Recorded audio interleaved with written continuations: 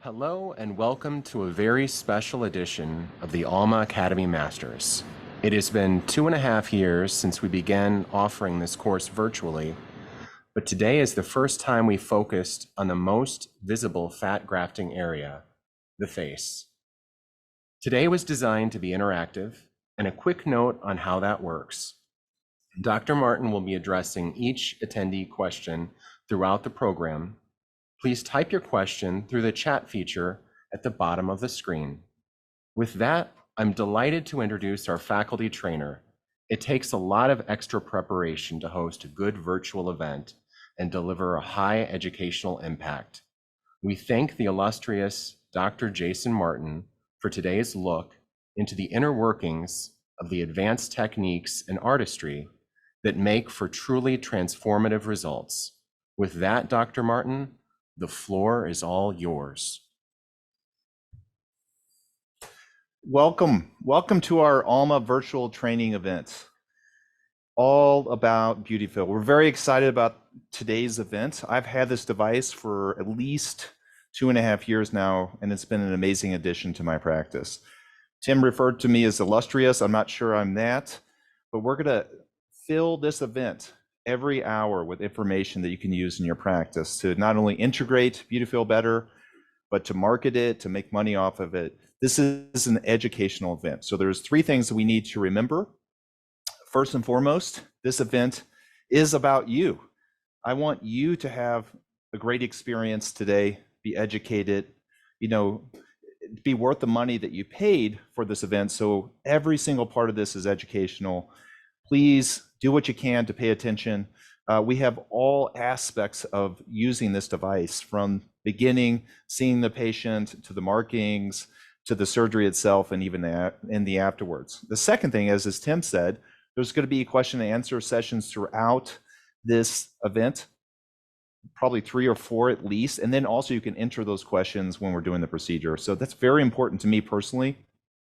I and my office staff are dedicated to education, and we want this to be an interactive event. I actually think this event will be more interactive than a live event. And the last thing, this always is, we've done multiple of these events before. These are very hard to put on. So first and foremost, I want to thank Alma for the opportunity, especially Tim, who's here with us today. He's been very helpful. And I want to thank Nils Magelson, the producer. We have 3 cameras going, and it's a full production. We have videos, and we have all this other kind of stuff. So, for me, just to sit up here and talk and give you guys some educational tips is one thing, but the group effort of this has been pretty amazing. All right, we're not going to waste any more time. Hopefully everyone's on. Grab your coffees. Thank you for the Saturday. I know this is college football day.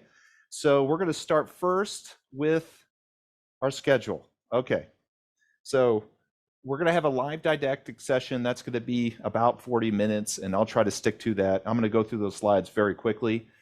Then we're going to talk about our case and the preoperative markings.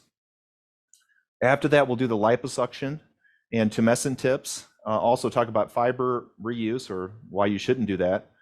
We'll show you about fat preparation. We actually have a surprise today. We're introducing Opus Plasma, which I'm really excited about, adding that onto the procedure. Another question and answer session with me, sterilization techniques, fat transfer to the face, the actual Opus treatment, and then garment tips, and finally another Q&A. Okay, so that's our schedule. We're going to get started. Let's go. First, body contouring in 2023. What patients look for, and that's what we care about, is what the patients are looking for, not what we as practitioners and clinicians think, but it's what patients look for. Technology. A technology-based approach to body contouring. If you look at the aesthetics industry in general, technology and technology devices with body contouring is where the money is being spent, and that's what patients want. The second thing they prefer and would like is in-office and awake procedures. Show me for a second. I was doing in-office cases in the late 2000s, and that was really different. People weren't doing that, awake procedures, and now that's commonplace. That's what patients want. I'm a plastic surgeon, board certified. They don't want to come to the operating room. They want to stay in the office, be awake, walk in, walk out, one procedure. And that's really does sell. The last thing is combination treatments. Combination treatments are easier to sell than a singular treatment alone. And that's combining technologies. Like today, we're going to be doing Beautifill and Opus Plasma. Patients love that, and it's much easier to market it. It makes the results better with the same kind of recovery. Okay, next slide. The Beautifill advantage, you guys all know this, you can do liposuction. It does result in skin contraction, and you can do fat transfer. There's no other device like this on the market. This fat transfer has a closed system with the filter. Everything's sterile within its processing system. You don't have something like that on the market. There's no comparable device. And that is a true difference. It's sometimes hard to market that because it's like a jack of all trades device, but I think it's really important that you start from there when you're building it into your practice. Beautifill, contouring, volume, contraction. It has a unique laser, 1470 nanometer laser. If you guys remember the triplex smart lipo device that had a wavelength close to this, but that wavelength is really interesting. It's not going to destroy the fat. It'll heat things up, allow you to aspirate the fat and keep it preserved, but you can have some skin tightening with it too. It's an all-in-one platform. I actually like it. It's a pretty ergonomic design, and the UI or the user interface is really easy to use. It is heavy, so you're not going to be porting this around to different locations, but besides that, it's been very easy to use and reliable over the last 2 years that we've had this device. Body contouring 101, patient selection, that's paramount. If you are not able to select the right patient, you're going to have a bad outcome. So you really have to focus in on that clinical exam. Secondly, a conservative approach is the best approach. Show me for a second, please. I've done this for a long time, almost 20 years now, in office body contouring procedures with technology. I still take the conservative approach. I'm technically an expert. And I think the conservative approach in most cases is the best approach because that's how you avoid problems, have good outcomes, and remain in a safe range. Know your anatomy, avoiding the pitfalls. I mean, that's 3/4 of surgery. Some people that weren't trained surgically, they struggle with anatomy a little bit. So if that's you and you don't feel comfortable with the area you're treating, get an anatomy book out and learn it. And that's really, really important. Next slide, and we'll show you what I'm talking about here. So this is from my chapter, and I think it's called Emerging Technologies in Contouring of the Face and Body. I did the hip chapter, and you can see the green here shows you where you can liposuction. The red is where you shouldn't. Over the trochanter is a terrible place to liposuction. You have a high propensity for deformities there. So you need to know this before you actually start body contouring in those areas. Next slide. Avoiding the pitfalls. We're doing a face case today. I'm really excited about our case today, what we're doing. And for example, the marginal mandibular nerve, that is a real problem if you hit that. Now, I've done a case, liposuction case, show me again, please, where I was doing the kind of neck liposuction and I had a marginal mandibular nerve problem. Now, it wasn't out, it just had a little bit of a difference, and that came back within 2 weeks. The patient had a history of a neck lift that was kind of problematic.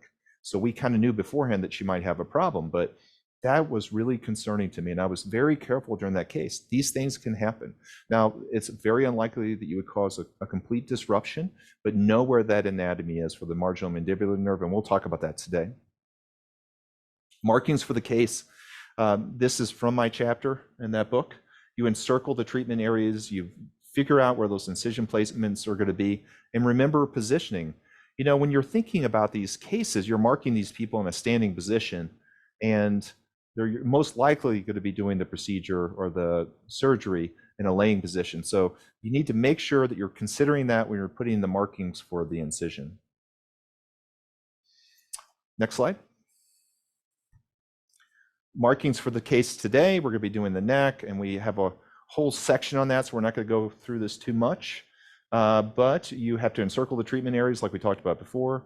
The incision placements, Nils, show me real quick, are going to be underneath the chin here, and then the retroauricular sulcus on both sides. Okay, so when you're putting in incisions and you're planning these cases, think about it. People don't want to see the scars. So this is, for example, if you're doing the abdomen or belly, you want to put the incisions low within the underwear line. In the face, you want to hide those incisions as much as you can. Incisions can heal badly, they can be visible, and that's obviously not what you want. Also, when you make the incisions, you want to make sure that you're not limiting yourself to access with that liposuction cannula, the way that that's going to rotate around in a three-dimensional plane, okay? So thinking about where that incision goes also has to think about how you can gain access to the area you're treating. Next slide. Tumescent anesthesia. Show me 1 second, Nils. So tumescent anesthesia is really a big part of this case. So you think about you're doing an awake case, that's what you're selling. And why is that beneficial to the patient? The data shows there's less infection. The data shows it's better patient satisfaction. And then it's lower risk. Overall, anesthesia has an inherent risk with it no matter what you do. So having them be awake and doing this procedure, they have to have some ability to tolerate the procedure itself. And if you're not able to do this tumescent anesthesia well, which it is kind of an art form, then you're going to end up with a patient who's not happy. Now, you have to talk with them, and this is something we'll go through a lot during this event. Treat the patient like a human being, actually converse with them in a calming but confident voice. So they're going to have discomfort, but it has to be limited. And also that interactivity, patients actually like that. They want to be a part of the process. So you have to be more of a head coach and a cheerleader during this process.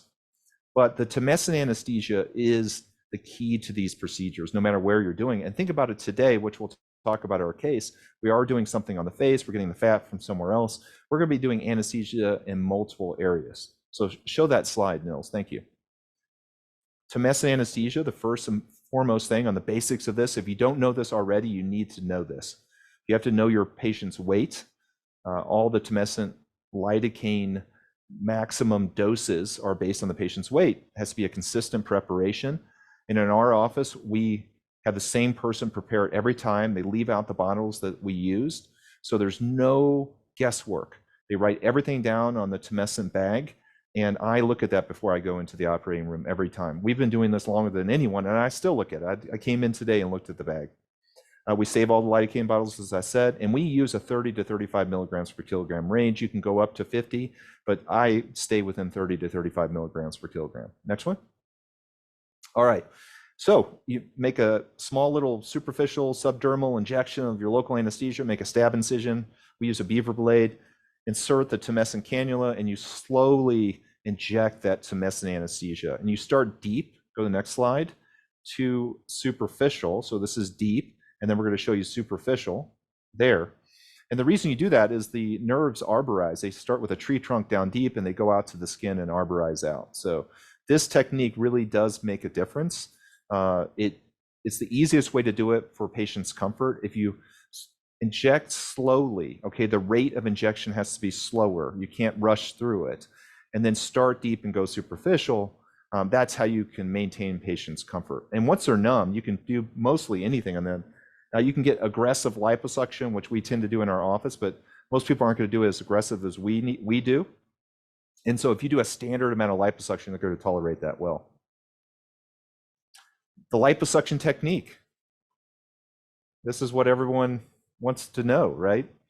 I think most people on this event today can inject stuff fairly easily well, but the liposuction component is vexing, even to plastic surgeons, right? That's an art form.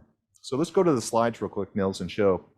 So first, you want to start deeper. It's the same old, it's the same theme throughout, deep to superficial. So you start deep, not through the fascia, but almost to the fascia. And then you go more superficial. That superficial liposuction is where you have the problems. That's where you can have the chunkiness or the deformities, but that's also where you get the skin contraction. And the fascia always is your definitive boundary. And the patient will let you know that because the nerves run underneath the fascia. If you go through the fascia, they'll feel it. Next slide. We use laser lipolysis, obviously, with Beautifill. I really like laser lipolysis. It makes for the fat removal in easier fashion. There's different types of devices on the market. Radio frequency, you can't use the fat. Ultrasound, that's been around for a while. But I actually really enjoy this wavelength. I think it works really well. Warms up the subcutaneous tissue, allows you to aspirate that fat and keep it viable at the same time. Use a fanning motion with removal. And it's important to avoid aggressive movements. Just show me real quick, Nils. All right. I don't know what it is when people get a liposuction cannula in their hand, and Nils has been working with me for a long time and he's seen it. like people just really get violent, and they really they want to, like, it's like they're saving their life with the amount of energy and force they're pushing through. Don't do that. You have this laser. That's your, your comrade. That's your, you know, what's the jump? It's in your jump seat with you on the as a fighter pilot. So you really want to use that laser energy to your advantage. And you'll see when I'm doing liposuction, I'm not doing it super aggressively. I'm really, really taking my time. Okay, let's go to the next slide. With neck liposuction, this is something we're doing today, which I'm excited about. And the important thing is to improve the definition along the jawline. Really define that cervical mental angle, the angle between the chin and the hyoid bone, and as it descends down the neck, and then also do skin tightening at the same time. We talked about before that the laser on this device will cause skin tightening, and superficial liposuction also causes skin tightening. We're doing both of those today. With liposuction, if you think about it, of the neck, it's everything we talked about before. You have to encircle the treatment area and really pick your incision sites well. So you're going to have a submental incision and 2 in the preauricular area. You're going to be in a supine position, which is good because the patients, if they don't have neck issues, can you show me real quick, Nils? Can really extend their neck back. And that extension of the neck is going to help with the treatment. So it's better when the patient's awake because they can extend their neck back in a way that doesn't cause any discomfort or injury to them. Next slide. Fanning motion, just like everything else, it's liposuction in the neck takes a little more technique. You worry about the zone of cautions, which are down near the cartilage at the base of the neck, underneath the chin. And what I usually do is divide the area up into 3 treatment areas, 2 on the side and 1 in the middle. And that's good because it kind of gets my head straight when I'm treating it. And always be aware of everything on the neck, including the marginal mandibular nerve, the zone of caution, and any other things you may see, like scar tissue in that area, history of previous surgery. This is the book that I referenced before. I think this is a good book. It talks about different technologies. This is older because Beautifill came out just a couple years ago, so it's not in there, and it would have been if this book was published around this time. So this is a good book to look at just for technique. It has different types of surgeons, different plastic surgeons and stuff, and different devices. So I think it's really, really good. Next slide. So why is fat so important? Here, can you show me for a second? Why did you buy this device? This is a really expensive device, and I get it. And by the way, I'm a practicing surgeon. I'm not selling Alma's devices. I don't get money if you guys buy a device from Alma. So fat, and show the slide now, fat is a resource. Everyone needs volume. It doesn't matter if you're heavier or lighter. Everyone needs volume.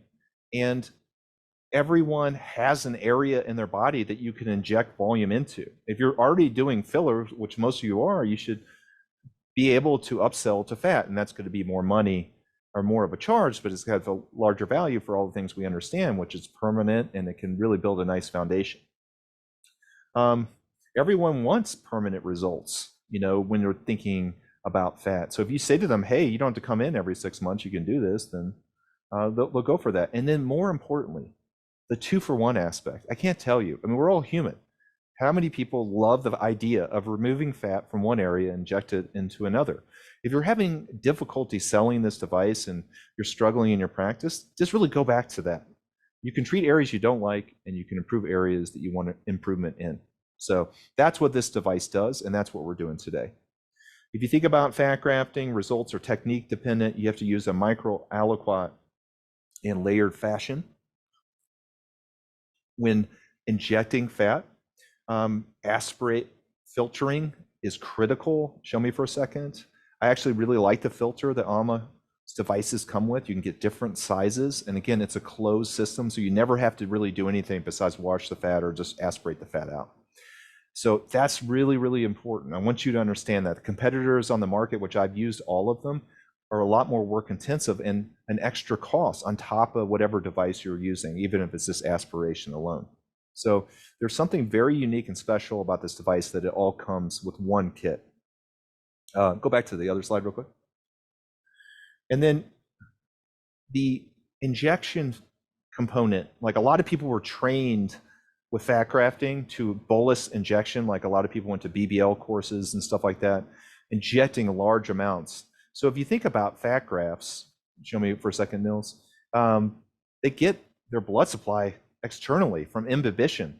If you just inject a big bolus of fat, say 10 cc's, most of that fat's going to die, no matter what someone tells you. So just remember, it's always this layered, really finesse-like injection technique that is really utilizing the soft tissue around.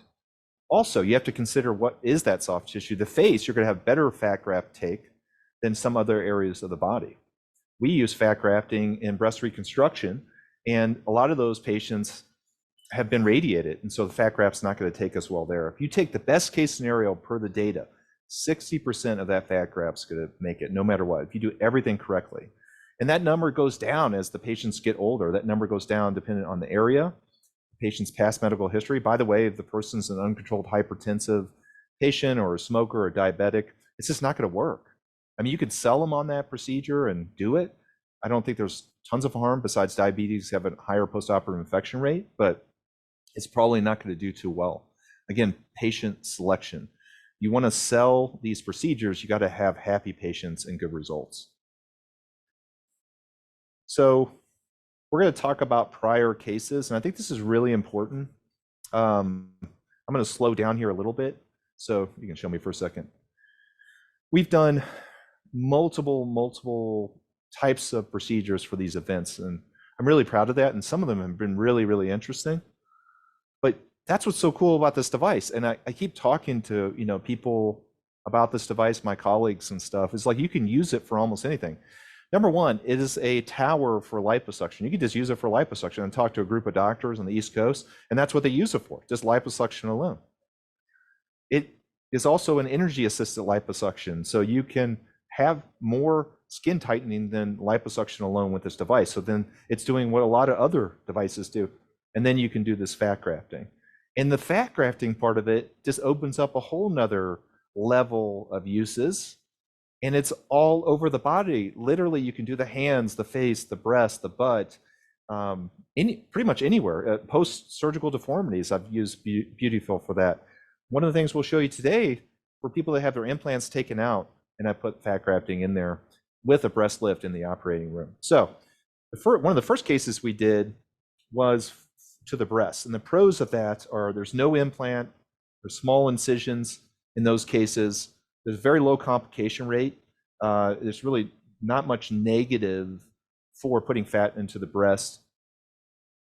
It looks and feels natural, is what patients like, and patients and doctors are satisfied with the results. The negatives is that you can only feel so much, maybe 100 cc's, which is not even close to a small implant.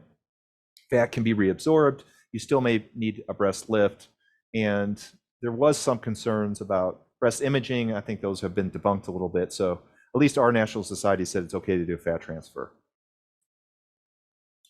When you do fat transfer to the breast, you really want to use multiple approaches, small incisions or puncture sites, and then you're doing fat transfer, all different layers from bottom to top. This image actually shows it in the muscle, which I wouldn't do for the safety purposes. But again, multiple approaches, micro-aliquot injections, and a deep to superficial approach. It's the same kind of over and over, reading the same kind of theme. This is one of my results. It's just a implant removal, small implant. She had capsular contracture. So the after is on the right side when you're looking at it, and you're saying, oh, it's not as big as the left side. Well, the patient didn't want her implants anymore. But the thing you don't understand from this picture is that her upper pole above the nipple and areola is 10 times better than it would be if you just had taken the implant out without fat grafting. We also did liposuction in her abdomen. Look how much better her abdomen is. Crazy amounts. So her whole body contour is better. We did 100 cc's on each side. I think 200 cc's in the breast is where you're getting to maximum results on a normal sized person. And it's a great way to rejuvenate after an implant. Next slide.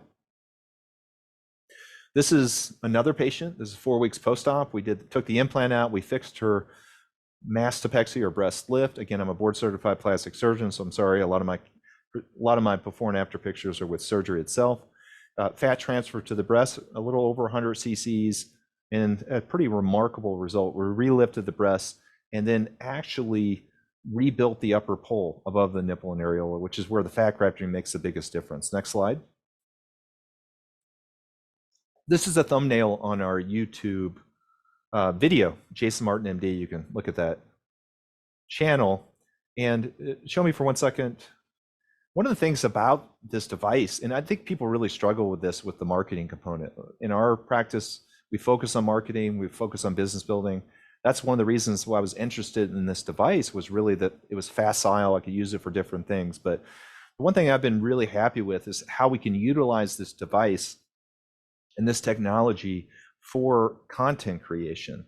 And content creation doesn't have to be videos like this. Obviously, I have a production team and we do this in a high-end fashion. Yeah, maybe you're not that person, that's okay. But even images and things like that, whatever your jam is when it comes to digital channels, this device really is easily marketed. But you have to be coherent with what you're trying to get across, but also what your brand is. It's a lot easier for me because I do a lot of these interesting kind of combo procedures, but maybe for you, it's facial aesthetics, right? So you're using this device as a marketing tool to get people in to do more facial procedures and treatments. We've also done BBLs, and this is pretty much everyone who's like post-pregnancy age, or men or women, can probably use a little bit of fat in their butt, to be honest with you. Now, BBLs has a whole underbelly of safety concerns that you have to be careful with, and I take that very seriously. But doing in-office BBLs conservatively, show that slide again, on the upper third of the butt, and using surrounding areas of local adiposity can be really, really helpful. And you're doing it in a way that's very safe, that avoids getting fat near large blood vessels that could result in disastrous consequences like pulmonary embolus. So, next one.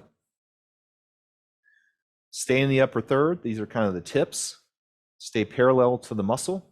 Use a larger injection cannula. This is one of the procedures we did on one of our events previously, maybe 2 years ago. Inject only when in motion and in moderate graft volume. And we have an example of that. So next slide, please. This is a good example of the flanks. This is the pre-op picture. They had ill-defined upper butt. We called it the back butt situation, where the back goes into the butt and you're not sure where it starts and where it ends. It's a problem for most white women. And we are using the flank donor site as a way to contour, but also as an area to harvest the fat. Go ahead, next slide, please. This is the idea. We inject 750 cc's into each flank with the tumescent fluid. Next slide. This is what we projected for the lipocontouring. So 500 cc removal on each side. It actually ended up being 650. Next slide. Inject at least 1 to 200 cc's of fat. We did a little over 200 on each side. Next one. And that was our ultimate goal. I don't have the after on here, but it's a pretty remarkable result. So I'll put that on next time.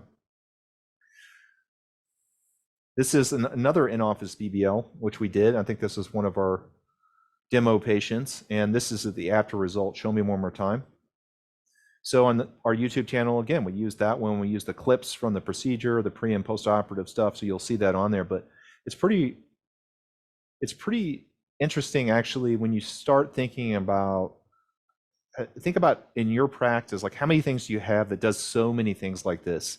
So I think, again, I just want to reinforce from a marketing standpoint, business building standpoint, vertical development standpoint, that you really want to focus in on where your brand is, like who you are and what you sell, and really try to make this device work in that area. Unless you want to do what I do, which is like show the breadth of all these procedures on my digital channels. All right, let's show some before and afters.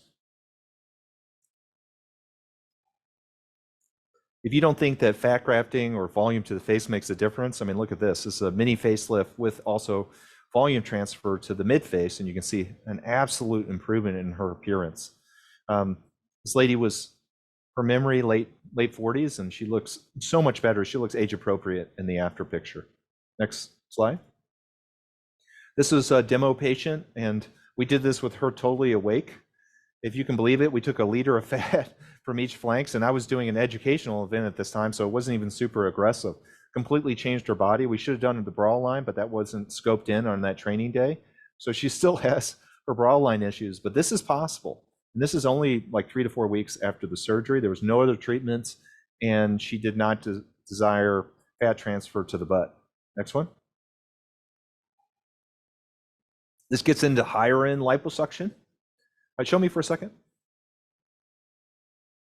There's different levels of liposuction. You can remove some fat, you can be more aggressive, or then you can do something called high definition. High definition liposuction is a really useful procedure, but it has a lot of drawbacks and can have a lot of complications. So, you get more money for it as the practitioner or the clinician, but at the same time, you're increasing the risk. So let's show that picture again.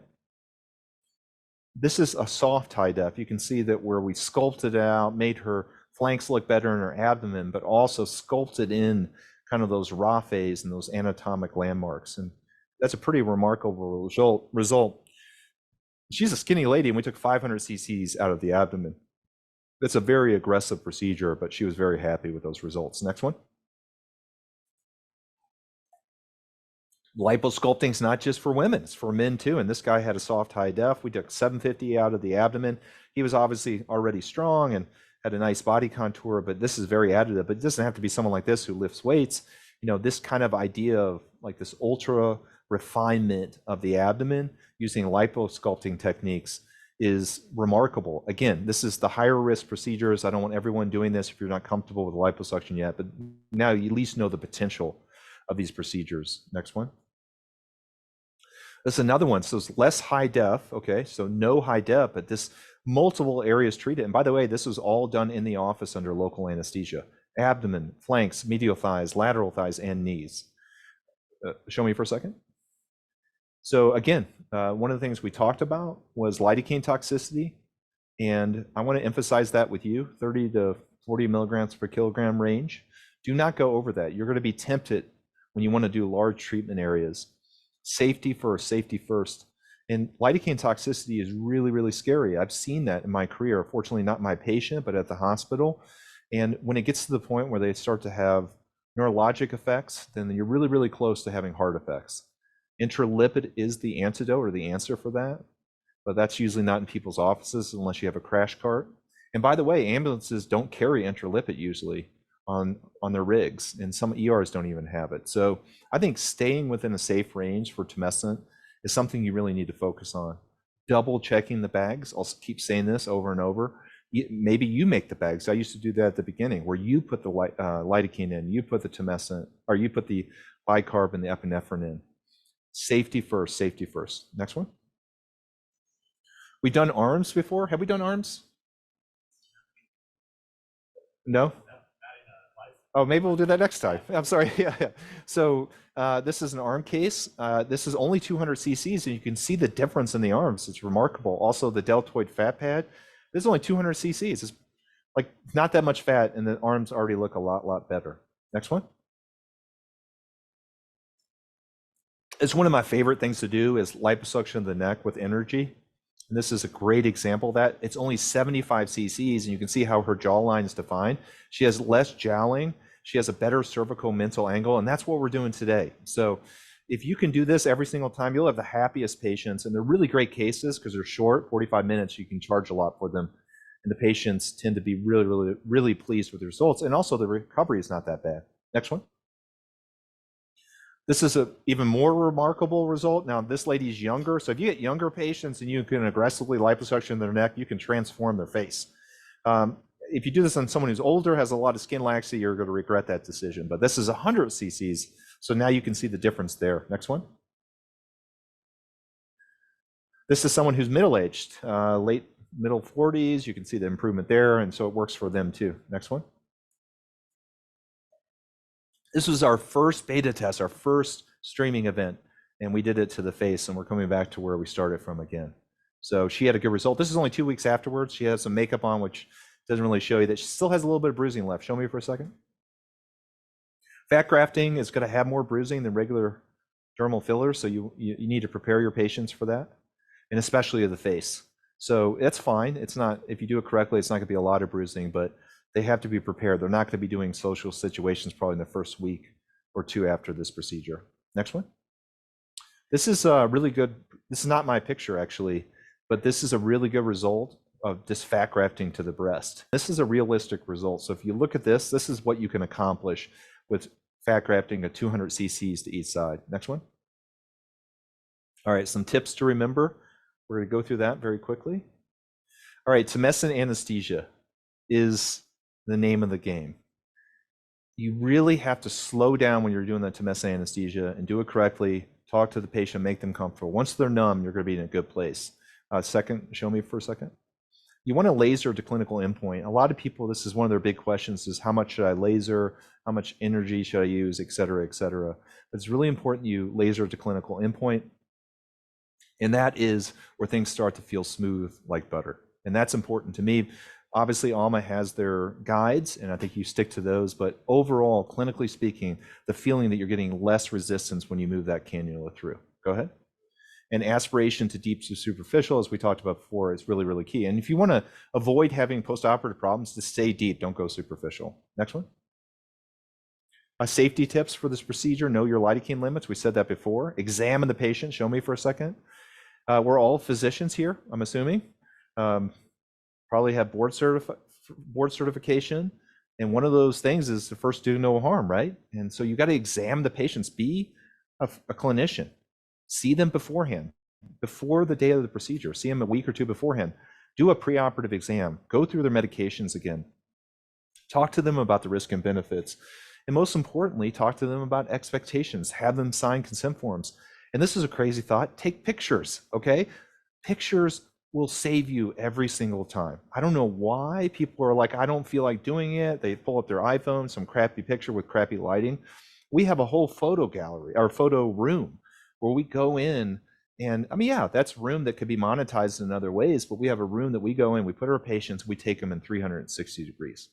And then we do that afterwards. And you know what? We get the photo consents from them. We use it for marketing and for showing other patients. So patients with good results actually will surprise you. They'll want you to show their pictures, even if it's other body. Next one. Tips for sterilization. Amy's going to go through this in a little bit, but it's really important that you sterilize correctly. And there's some cannula care instructions. That's the main thing. You don't want to get into a problem with that. You have to clean out your cannulas correctly. That's really important. You don't want to have residual human tissue literally in the cannula, okay? So pay attention to that part when Amy talks about it. By the way, Amy's my office manager, and we've been together for like 100 years. So if it seems like that we have a family dynamic, we kind of do. Autoclave to manufacturer instructions and break down the cannulas at the end of the case. Show me for a second. A lot of people just want to throw the cannulas and not deal with them. And what Alma will tell you and what we'll tell you is break those down and clean those appropriately. Next slide. Wow, we're almost perfect on time. That's amazing. Our case today, very exciting. All right, so every one of these events, we try to ratchet up what we can do. And today we've gone even further. I don't know what we're gonna do next time. Maybe we're going to shoot ourselves into space or something like that. So we're gonna do liposuction of the neck. We're gonna do liposuction of the belly where she has fat, local adiposity. We're gonna do fat transfer to the face.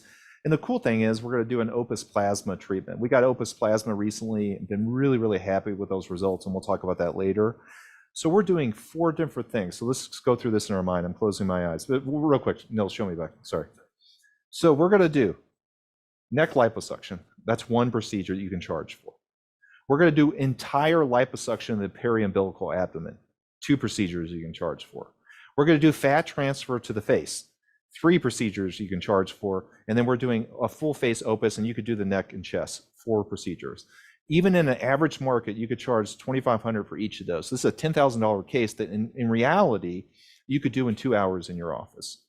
So think about that, monetizing this device, that you could get a high value case with amazing results for the patient, happy patient, low risk procedure, and this is what this device should be used for, this combination thing. Now, not everyone has Opus. I know it's expensive. I'm not telling you to buy it, but if you can, I think it's great. But at least some sort of device like that, where you're doing these combination procedures, is where you get this vertical, this business growth, is how you monetize this device. None of us went to business school, neither did I. I had to learn all this stuff on the fly, and I feel disastrous sometimes when I make these decisions, like, am I doing the right thing? when you look at this as an investment, think about a pro forma for the future. Like, how can you utilize this device to better benefit your practice? And that's, of course, after you think about the patient safety component, doing the right thing and being a doctor. But the next step of that is like, how can you grow this part of your practice? How can you become an expert in the area that you live in? So that's important to me, and hopefully that comes across today. So the procedure today, a couple things. Everyone knows this. Next slide. The areas of concern, the angular artery that goes near the nose that can then retroactively flow into the ophthalmic artery, and that would be disastrous. So you want to be careful with injecting around the nose. That's why you should know your vascular anatomy. The cannulas are imperative. You need to pick the right cannulas out. I think Alma's cannulas are really good. Tim, you guys are still selling those, is that correct? Yeah, I actually like those. I think we're using those today. And then you want to inject on withdrawal. Now, if you feel like it, you can get other cannulas. You can email Amy or I afterwards. We can give you some advice, but I think the Alma cannulas are just fine. Next one. Areas that we do, you don't want to do the nose for the obvious reasons we showed. You don't want to inject into the jowls because that would be self-defeating. But the lips are great areas. Nasolabial folds, marionette, malar prominence or cheek, temporal concavity, temporal area is great, and the forehead's awesome. Next one. This is from Dr. Rod Rohrich. He's a plastic surgeon. It's from his paper. Pretty amazing paper, and it shows you the volumes. The forehead's 10 to 15 cc's. We're not doing forehead today, but at some point we will, because I love the idea that you do that much volume in the forehead, but it can tolerate it. Temples are 2 to 7 cc's. I usually around 3. Tear trough, we're not doing those today. The tear trough, can you show me for a second? Can be a little bit tricky. I get concerned about people injecting to the tear troughs. Some people use micronized fat, which I'm fine with. We're not talking about that today. I'm not doing that today. But you just have to, I think that's the next step up. The tear troughs and the lips are where you're getting really comfortable with fat transfer and you're going to the next level. Because the tear troughs, if you over-inject or have a problem, you can see it right there. The lips themselves, sometimes it's really hard to get that consistency all the way across. Show that slide, please. Buccal region, chin, perioral region, mandible, it's all 1 to 3 cc's. Okay, next slide. Opus plasma. It's a fractional plasma resurfacing device. It's optimal for tightening and smoothing. Next one. And the reason why the Opus is great, we'll talk about this further. It's just that it's so funny. It's just like the Beautifill. It's very functional, and it's flexible. You can use it for different things. You can use it for ablation and coagulation, where a lot of these devices you can't. Also, it's very contained. The plasma energy, show me for a second, is very contained. You don't have this heat like emanating out. That's where you get that PIH and hypopigmentation problems. So this plasma technology, I think, is what's novel, and then allows you to do all these different things of treating different areas, not just the area that you're injecting fat. Next one. This is one of the slides that Alma has. You guys can go through this later on. You can change the plasma intensity and change the ablation width, or you can use the stamp and do coagulation. It's there's all these different types of approaches you can use with this device. Next one. And skip that slide. This is an example, which you can see it's a pretty good result. This is almost like a fractional CO2 result. Actually, I think it is. To be honest with you, I would get a device like this before fractional CO2, before Erbium YAG. I think the kind of risk profile is so good, and also the results are equivalent, in some ways better. Next one. Last thing for this case today, we're going to do, next slide, we're going to do nerve blocks to the face. Everyone on this, since this is a master's level course, should be good with nerve blocks to the face. That's the mental nerve, the infraorbital nerve, and the supraorbital nerve, or the supratrochlear nerve. And those are very easy, 3 to 5 cc's. You can inject it whatever way you were taught. I'm going to go through the mouth. So upper buccal sulcus for the infraorbital nerve. Most people don't do that, but that's the way I was taught from the craniofacial surgeon that trained me. And the mental nerve through the lower buccal sulcus. Supratrochlear or supraorbital nerve blocks can be done transcutaneously, and those are very easy. Next one. This kind of shows you the anatomy. There's this, I found this website, NYSORA, which is like basically a New York-based anesthesia website. It's open to the public, and they have videos of all different regional blocks. I would highly advise you to go in there and look at those. I think that regional blocks are really important, especially if you have awake procedures. Next one. All right, so show me. Right on the money, as usual, on the money, Martin. Sticking to our, that's crazy. I had 45 minutes for those slides and it took us 45 minutes. All right, so we're gonna go on to the preoperative markings. I think this is gonna be very helpful for you. Markings are the most important part of this procedure besides tumescent anesthesia. You would say, oh, is the fat grafting the technique? I'm assuming that you can get your technique up to here, but there's things that make a difference for a case that takes you from a basic level to more of a master's level is the markings, all right? So I want you to pay attention there. And then just FYI, I know this sounds crazy that I'm bringing this up, but I use Sharpies. Sharpies don't mark off. And the surgical markers that you buy that are 4 times the price, wipe off. We also sterilize everything that we do. We prep and drape everyone. Notice a lot of people that were trained that they don't prep and drape anything. And that's your prerogative. You can do that. I was trained to prep and drape everything. I also wear sterile gowns and gloves. It's okay if you don't do that, but that's what I do. So I think that you could start from there and you could find your happy medium. No matter what, Sharpies are really helpful because they stay on the skin and last during the preparation process. Okay, so since I'm right on time, we're going to go on to the preoperative markings and then we'll see you back for the tumescent and liposuction.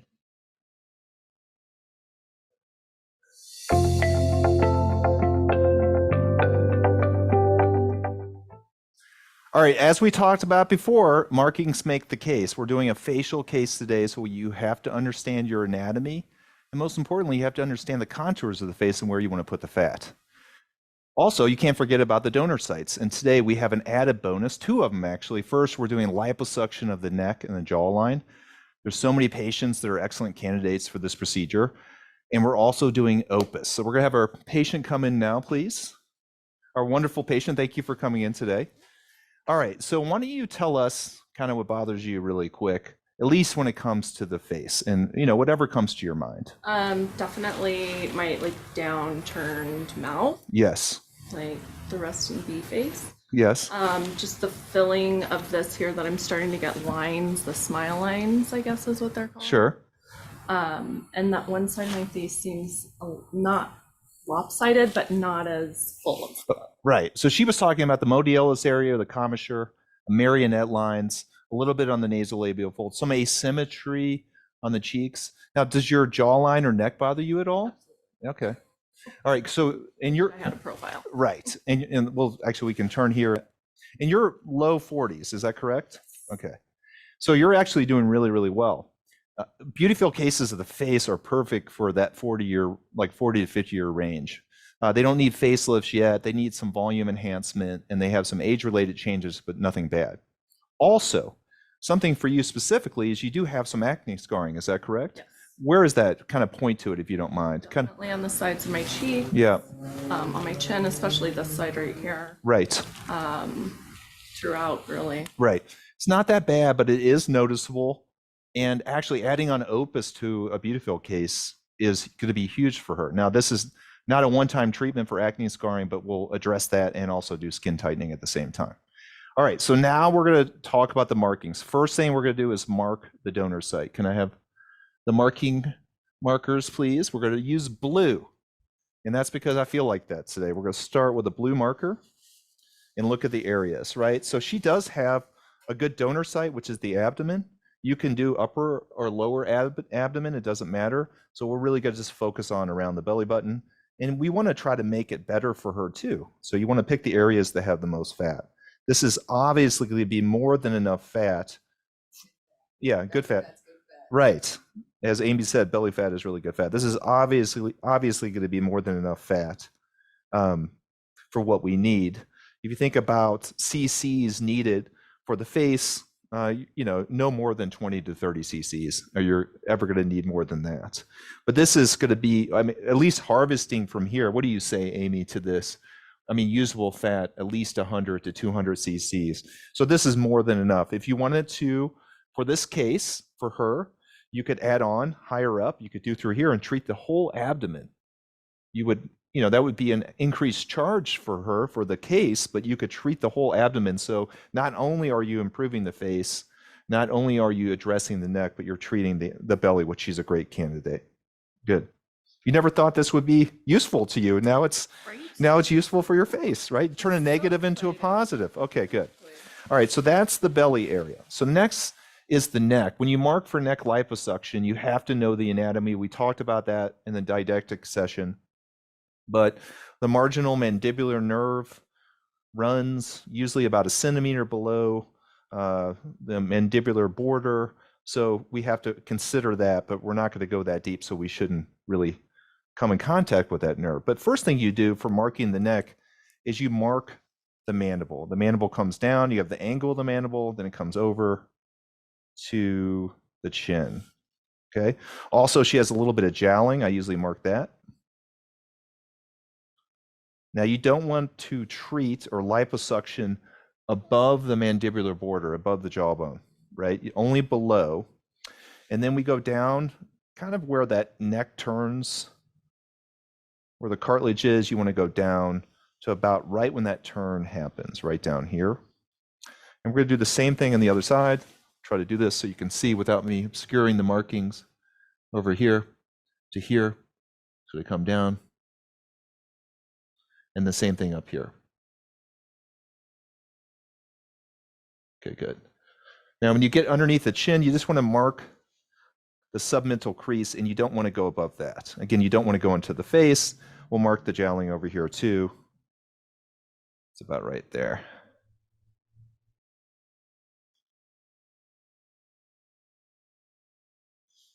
Okay. I like to divide it in thirds. Right there. So treating this area, this area, this area, we want to make sure we get enough energy in there to cause skin tightening. And most importantly, we want to make sure we take out the fat that she has. Her problem is really more submental, but she does have just a little bit of jowling, and we want to define this jawline. We want to define it in both areas. Let's have the green, please. So we're going to put our incisions right behind the ear here. That's retrotragal, submental. And then again, retroauricular, excuse me, that's where we want to go. Okay. Amy, anything I'm missing on there? That's it. Okay. So this area, we'll talk about how much tumescent we're going to use in here. We'll talk about how much laser energy we want to administer in there. And then also we'll talk about how we do the liposuction. We're going to go through every part of the procedure, but the markings are really important here. You do not want to go above the mandible. You want to stay submental. If you're going to treat the jowling on both sides, it's going to be inferior to the mandible. And you don't want to go down deep on the neck here. That's the mistake people make. So, all right. We're going to do opus on the face. And Amy's going to talk all about that. That's going to be very interesting for you guys. I love adding on procedures to these, like to a facial procedure. I do it all the time with my facelifts, especially in the office. So it's like a 2-for-1. So not only are you going to improve some of the age-related changes, but we can improve the skin quality and tighten things up. And just FYI, we're not going to do that today, but just doing the liposuction here, you could carry the opus down onto the neck after the liposuction. So you're getting that kind of tightening from the inside to the outside. Her skin quality is so good. She doesn't really have a lot of age-related looseness of skin here. So I think the liposuction alone with the Beautifill is going to solve the problem. Okay. Let's take greens. Let's go with green now. So we talked about, for you, your areas of concern are the marionette line, which is this modiolus area right through here. And I think it's important to still mark it. You don't have to. Everyone on this event or watching has experience with injections, right? That's something that a master's level clinician should have, especially of the face. So, but I think it's important to mark it. I do prep and drape everyone. We sterilize everyone as best as we can. And then on both sides, so you really see what you're dealing with. When you're doing the marionette lines, you can sneak over into the chin area. That's fine. There's nothing of huge concerns here. Yeah, but you can do that kind of mental crease right through here. But when you're doing the marionette lines, you really just want to focus on the area of concern and not further. I would not shade out into the outer face here. And again, open your mouth. You're going to make a small stab incision at the modiolus or the edge of the commissure on both sides. Okay.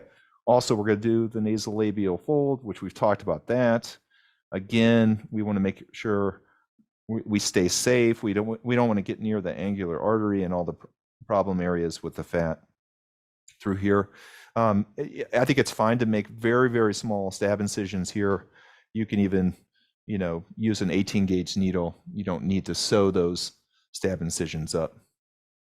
When it comes to mid-face augmentation and markings, I think that, again, we're not going to go into the intricacies of facial aesthetics and things like that. That's literally a whole other educational event just to talk about facial aesthetics. But when you talk about the mid-face, you want to stick with the malar prominence as the zygoma comes across and meets that kind of malar buttress of your mid-face.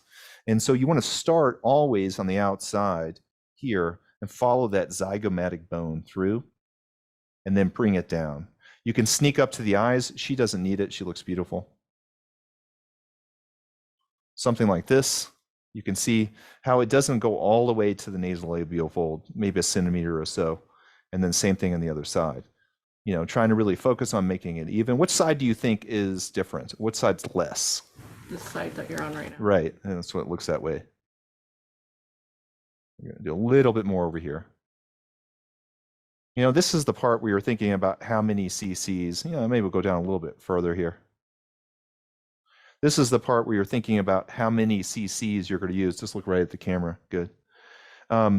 For this one, I would make the incisions always to the side. You can actually go in through the mouth if you want to. And both sides there. You could, just FYI, you could do fat transfer to the temples, to the forehead, around the eyes. And the upper lips, let's talk about her upper lips. We're not going to do those today. So when you're talking about the upper lip, she's a little deficient in her upper lip. She's actually a good candidate for fat transfer, but we talked to her about doing fillers first. Fat transfer to the upper lip can be a little bit tricky. And I think starting people with fillers is a better idea. Also, just FYI for her upper lip, she's actually a really good candidate for a lip lift procedure. That's doing an incision at the base of the nose. We do that all the time in the office under local anesthesia. It's something to put in your Rolodex for the future. Talking about the cc's, we'll kind of go through that when we're injecting, but you know that you're going to have a couple cc's on each malar prominence, probably a couple cc's in each nasolabial folds, and maybe a cc or two in the modiolus and the marionette lines. How much fat we get out of here? It's amazing that people have fat they don't like on their neck, and when you do the aspiration, it's maybe 50 cc's. Yeah. Yeah, I mean, like when you do these bellies and you take off hundreds of cc's, you're not going to take off that much there. One last thing I want to talk about, and we'll use a different color here. I don't think you're going to be able to go outside after this. I'm sorry. And when you're talking about the, regional blocks, and everybody watching this should also be pretty comfortable with regional blocks. You have the infraorbital nerves on each side, right here and here, and you could feel that. It's just below that orbital rim. You can almost feel the notch that's there where that nerve comes out. I usually inject those from the inside. In the upper buccal sulcus, I use a 27 gauge needle and inject whatever I need to inject up there. But obviously you can go directly down on it. I think either one's fine. You got the mental nerve, and we all know where that comes out, usually about here and here. That's an easy injection. And it depends on what you're using for the amount of cc's you're going to use. Also, a lot of people need fat injections into the forehead. That's a really good kind of option for people. Her forehead's like perfect. Like all the concerns you have about your cheeks, your forehead's amazing. And you would do the supraorbital or supratrochlear nerve blocks right here. And those are really easy to do and fairly safe. So today, we're going to do an infraorbital and mental nerve block on both sides and do a topical anesthetic too. And that's really it. Are you nervous? Little. A little nervous, yeah. The more I read, and Yeah, a little nervous. yeah, sure, yeah. Why would anybody would be nervous, and right? And that's the important thing. One of the parts of this event is to treat everyone like a human being, to make them comfortable. It's an awake procedure. They're participating. Education is really important, but also a calming voice, and having a concrete plan of what we're going to do. We know what we're going to do. We're going to take the fat from the belly. Okay, we're going to clean this out as much as we can to have so she can have an aesthetic improvement. We're going to contour the neck, really kind of work on this jowling here and make the submental neck have a better angle. We're going to do conservative amounts of fat grafting into the marionettes, the nasolabial folds, and the bilateral malar prominences. And then we're also, added bonus, we're going to do opus, both for skin tightening and also we're going to do a stamping application for the acne scarring.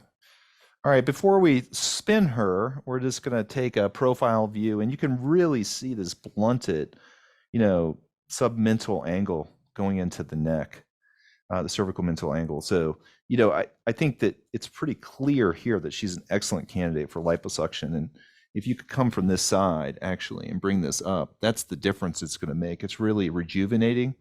It's going to make a big difference for her. Obviously, she has a little bit of jowling here, but again, just so you can see on the side, this is the area in the retroauricular sulcus and the submental area that you would put those stab incisions.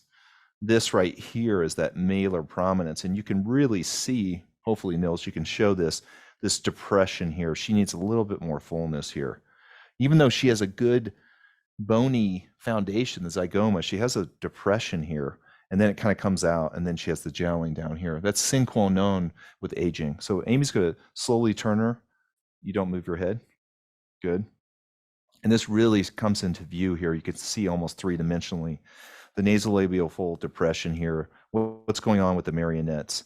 What's going on with the jowling coming around this way too? And then you can stop right there. And this really shows you, especially with the tangential lighting, kind of the differences from one side to the other. So you have to take into account facial asymmetries too. And that's really it. Am I missing anything? Okay, we'll see you back at the procedure. Thanks so much for sticking with us through this short video.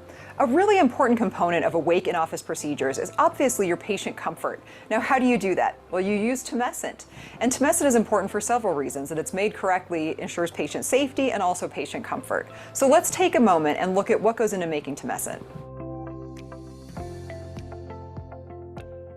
All right, so there are several key components when making tumescent.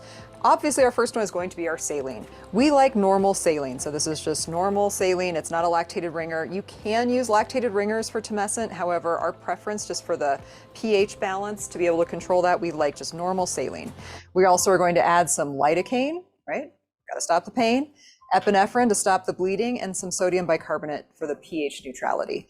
So first thing I like to point out is very important for the safety component of making tumescent. I highly recommend that offices keep either 1% lidocaine without or 2% and not both. That's really for patient safety. When you're making a lot of bags in a hurry, you want to make sure that you're never overdosing the lidocaine, because that is the one thing that could really make your surgery go badly in a hurry for the patient. So you can see these actually look a lot alike, and if you're not paying attention, you may inadvertently add 100 cc's of 2% to a bag that is actually not supposed to be at 50 cc's of 2% or 100 cc's of 1%.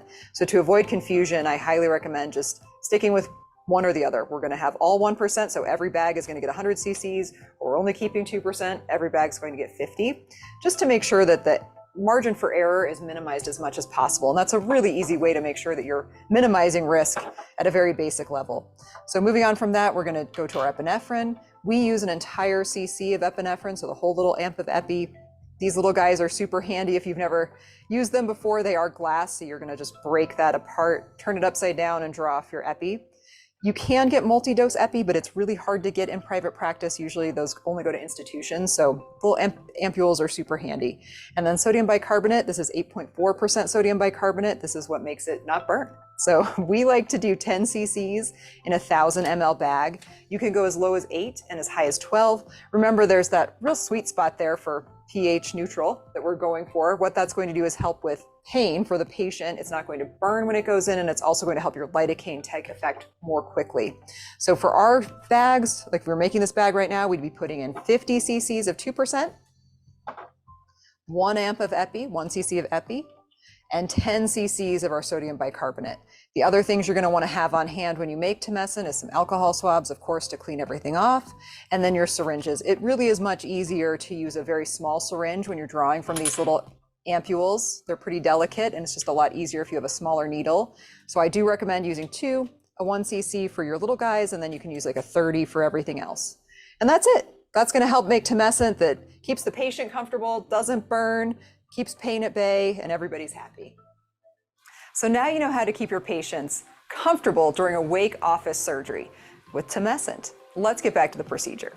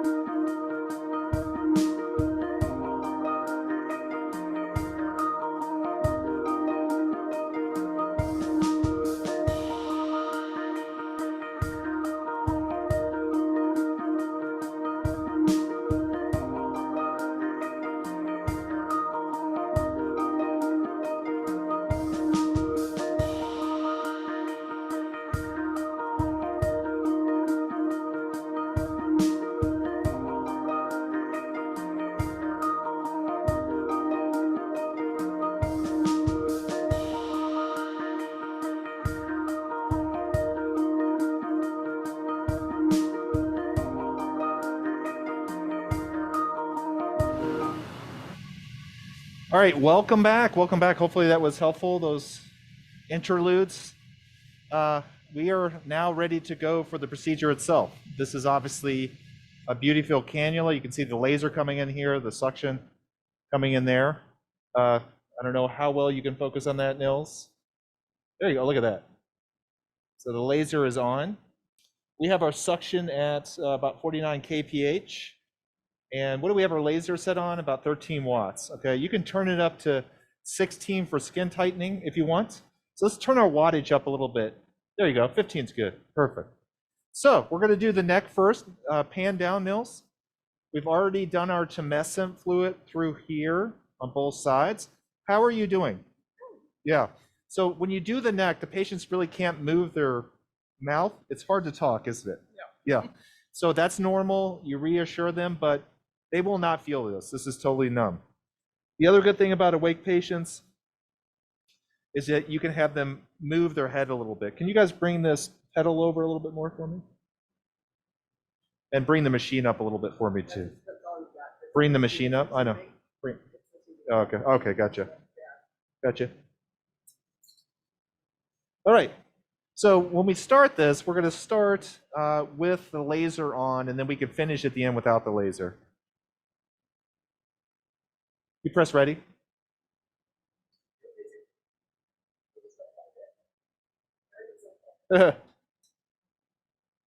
One second. Here, just show me for a second. They just unplugged the machine. All right, so.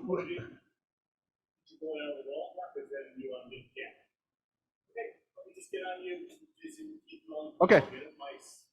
Cool. So a few things about neck liposuction. The important few things. First and foremost, when you're thinking about the necks and contouring the neck, you want to do it along the jawline and then really focus on that jowling area. The second thing is you're only going to get at the most 50 to 75 cc's out of the neck, and that's really important for you to understand, all right? That aspiration is going to be mostly fat, just a little bit of tumescent fluid. The amount of tumescent fluid that I put into this area was no more than 100 cc's, and actually was about 30 to 40 cc's on each quadrant. So 30 here, about 50 here, and 30 here, okay? So that's a little over 100. You want to inject it at least 20 minutes beforehand, preferably 30. Let that kind of tumescent fluid seep in, let the epinephrine work, and then you can go from there. The second thing is the cannulas we use, they're just putting us a new filter fiber. The cannulas we use are really small. Hey, Tim, what is the size of this cannula? The length of it, do you remember? 15, yeah, so this is a 15 centimeter cannula length, and that's all you need. You don't need a longer length of the cannula than that. All right, so they're getting this all set up here. Thank you, Amy, for wrapping around that very quickly. Yeah, good job. By the way, we have multiple camera angles. We'll be showing you that during this event, so great. We have it set on 15 watts. We have, can you guys turn the suction on, please? Yep. There we go, and you can hear this going now. Good. We have it on 49 kPa, 15 watts, and we're going to get started. Thank you, guys.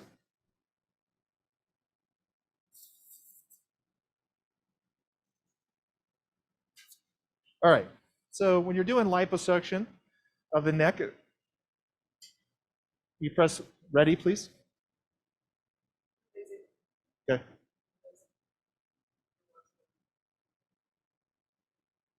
It's a very slow process. You can see here, I'm staying within my lines, really defining that jawline. This is not aggressive. Hey, nice job, Nils. That looks amazing. All right, you can see here, I'm not lasering right now, so. By the way, you can burn people with this, so you have to be very careful. Slow fanning motions here. I'm staying deep. It's hard to know deep to superficial on the neck. You can see the fat that's coming out is really good too.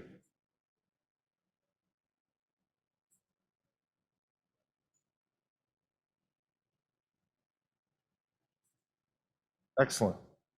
Great.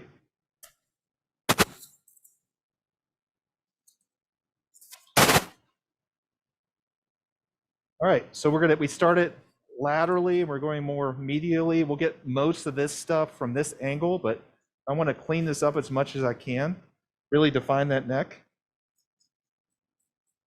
Again, the laser's on the whole time now. Yeah, really good fat coming out. You can see it. I don't know how well you can see it from here. You can really see it defining along that jawline, which makes me very happy.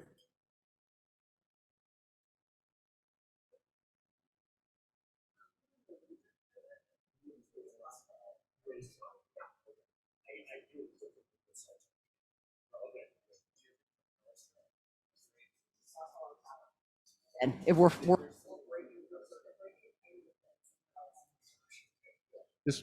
We're going to take a pause for 1 second. Yeah.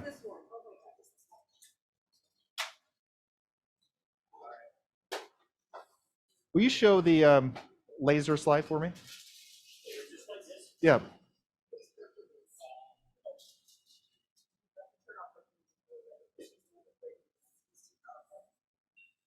All right, let's talk about the benefits of a 1470 nanometer laser, all right?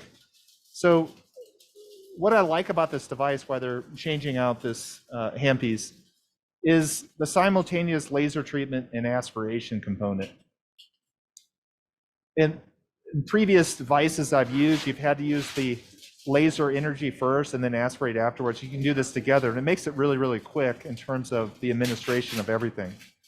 Secondly, the radial energy delivery of this handpiece, of this laser tip, make sure that you warm everything around in the soft tissue, which I like. Also, it's more efficient fat collection and preservation, which makes a big, big difference. And that fat can then be utilized, which we've had great results with.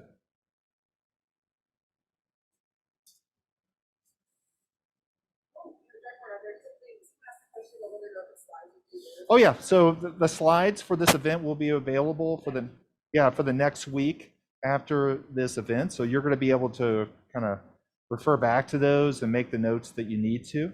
We're almost ready. Thank you. So that will be very useful. You can kind of see what we're doing today, go back and see how you can take these pointers and integrate it into your practice. Okay, we're almost ready here.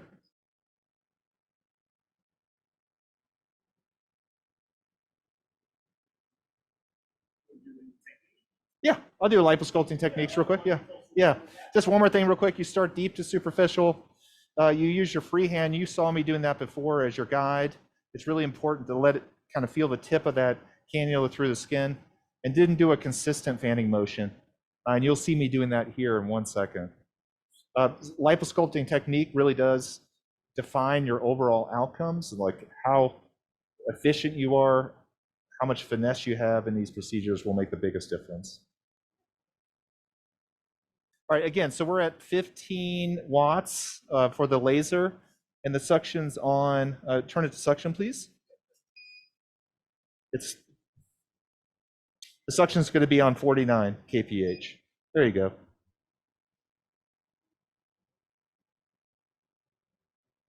Turn the suction on, please.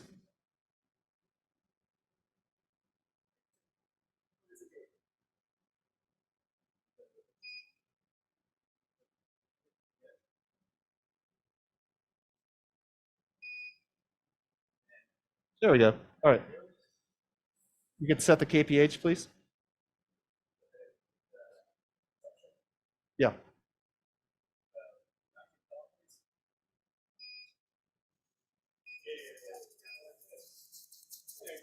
Great. All right. We're going to finish liposuctioning here. Thank you guys for your patience.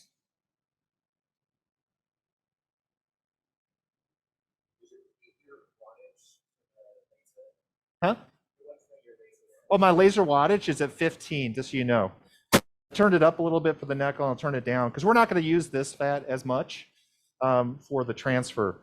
If you're thinking about fat transfer, just remember that the abdomen is a better site than all other sites for fat transfer. The fat works the best from there. So just always be preferential to the abdomen and flanks when you're doing the transfer. Okay, almost done with this quadrant. If we didn't have the technical difficulties, this would have only taken me about 10 minutes. So the whole procedure part should take you about 45.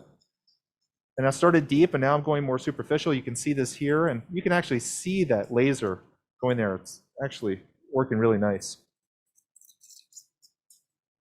That looks awesome. Okay, good. Almost done.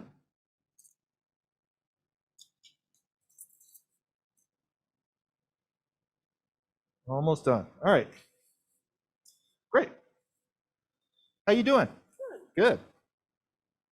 All right, so now we're going to start in the middle of the neck. I think, Nils, you can show that there. Good. Could you guys put the bed down just a teeny bit, please? There you go. Good job. Good job. All right, Nils, pan out a little bit. You can actually see how I'm holding this device, okay? You don't want to bind yourself. You don't want to go down like this. You really want to follow the contour of that neck.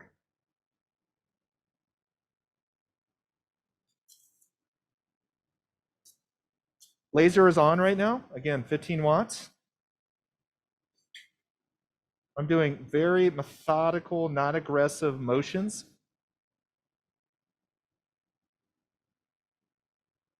I usually start far away and come back.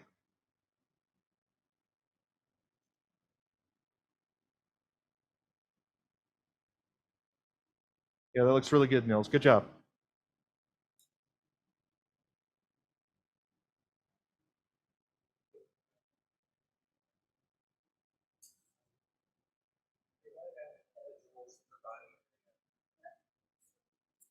Dr. Moore, we got a great question asking about how many kilojoules on average per Again, area? I do the clinical endpoint. Alma comes, like Alma's guide is actually really helpful, but I do the clinical endpoint for me, what I can feel with the fat I'm removing and how much resistance I'm getting. Looking for that nice buttery feel. Yeah, and that's where we're getting now. Also, you got to look at your aspirate, what's coming out. All right, good. Getting there, getting there. Lexi, can you come move this pedal for me, please? Thank you. Thank you. I don't know how well you can see. Yeah, good. You can see it from that side, right, Nils? Yeah, it's great. Really getting underneath here, getting the jowling area. You can see in that camera up there. What is that, camera 3? Yes. Yeah, great. So camera 3 is really showing you this. And that pinch does matter, but it only matters after you aspirate out the fat. Now, this is looking so much better through here and through here. We have a little bit left here and we have some left down here. You can feel it. So I'm going to come around here a little bit. Nils, you can shoot with your camera. Have the patient extend their neck a little bit more, which is useful. And get that lower part. There we go. Definitely one of the benefits of having an awake patient is they can be sort of helpful in repositioning. There we go. Good. Same thing on the other side.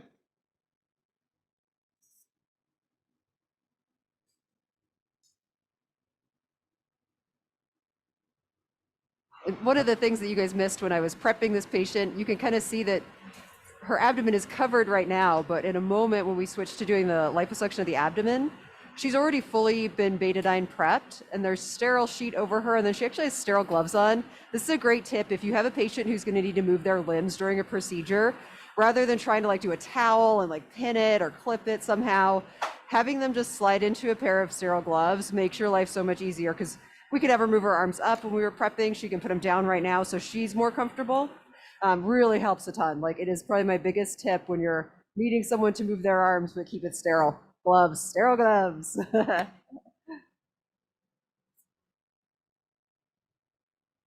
All right, so we've already done the middle portion. Now we're going to the other portion.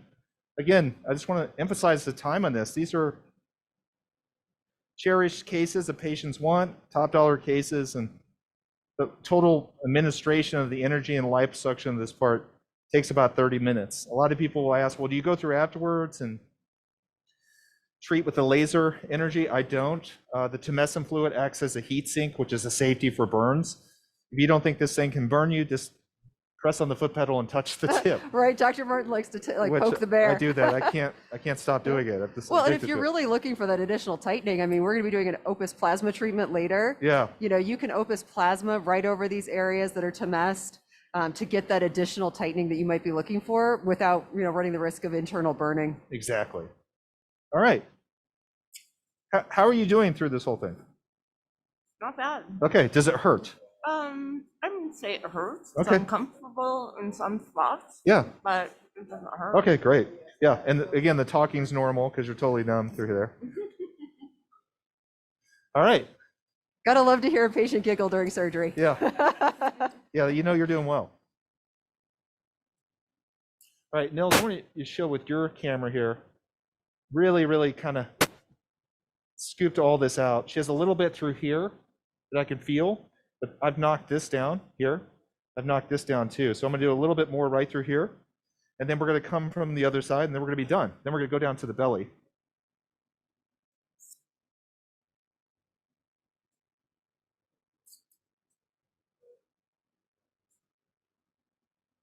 We've gotten some great questions that we're going to answer a little bit later on because they're more relevant to some of the future part of surgery, but definitely keep the questions coming. So Yeah, we love the questions. we love questions. All right. Oh, and also one thing too, when we do a video later, we're going to be talking about a little bonus item. I'm going to be covering tips on garments for fat transfer to the butt. So if you have questions about garments, I'm going to be addressing that kind of at the end, but also a really special kind of tips for BBL. If you were on our last BBL, great, but if not, I do talk a lot about BBL specific garments as they are so unique. And my bootylicious booty pillow. All right, so now we're on the left side here. Again, Nils, I want you to show this over here, your camera. Thank you. This is the jawline through here, okay? So we're not going above, we're gonna stay below that. And I'm really gonna administer the energy through here. And that's where I'm gonna have the most aggressive liposuction is through there. Again, I'm using my left hand as that guide to get a really good plane going. Deep to superficial, everything we talked about before.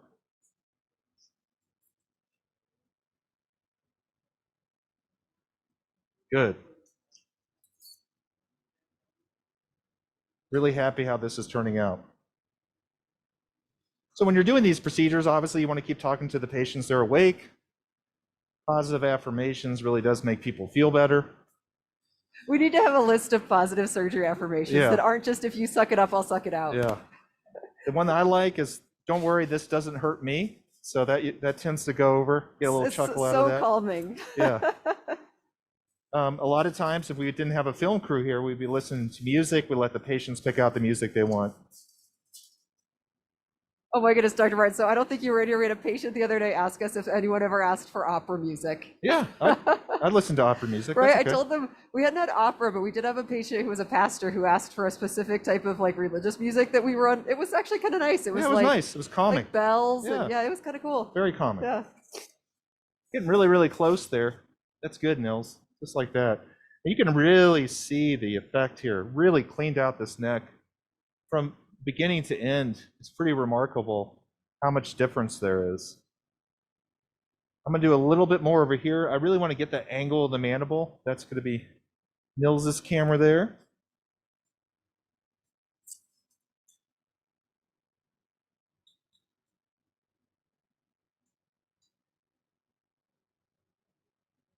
Good.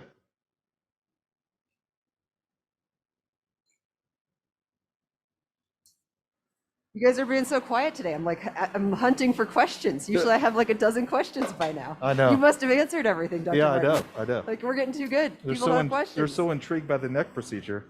I mean, it is pretty cool to see that laser. And you see, that's the danger area we talked about. Go back to that shot, Nils, that you just had. That's the danger area. You got to be very careful. You don't want to start causing burns there. I'm going to do a little bit more energy here, and then we're going to call it a day. Great. Okay, good.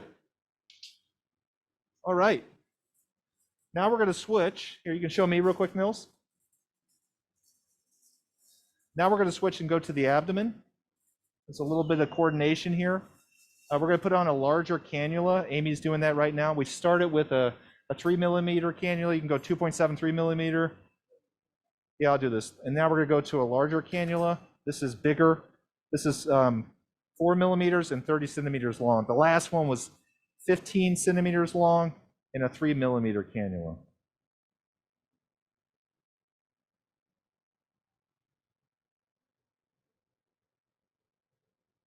All right.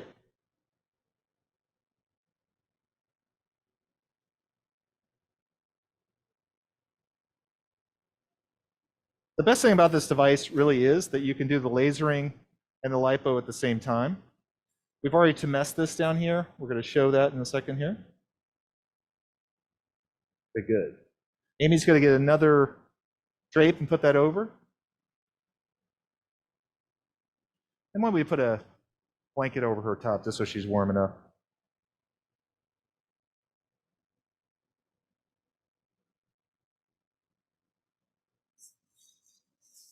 All right, there we go. All right, so this is the area we're treating down here. This is going to be standard for everyone when using this device. The abdomen, we put about 750 cc's in there, and I'm going to try to get that out. So if you think about liposuction with tumescent, you can look up the different types. They're super wet. In that situation, you're going to go 1-to-1. So we're going to try to get that out. Will you bring the pedal over to me, please? All right, so we have a couple incisions here. We have 2 down below. Again, these are within the underwear line, and then 2 in the umbilicus. You could always add 1 up here, which would work very well. Got good suction going on. Can you guys turn the suction up? So again, with liposuction, Yeah. Thanks, buddy. That's good. So we turn the suction up to about 80 kPa. Perfect. You can hear it's a little bit louder now. Okay. We're going to turn the wattage down a little bit. Tim, do you mind doing that too? Thank you. Because this is the fat we're really going to preferentially use. 13th. Yeah. Thank you, sir. So you can see here, okay, this really shows you all the stuff. If you come across here, right there, that's too superficial. If you can see the cannula, if you can see the light, that's too superficial. We're going to stay deep at first. Deep to superficial. Now look how carefully and slowly I'm going, methodically. At the same time, you want to watch and see what fat's coming out. Nils, can you show? Yeah. This really does show it. Yeah. There you go. You see that fat? It's really good yellow fat. It's not bloody. That's going to be usable fat. That's going to be very helpful. Okay. Perfect.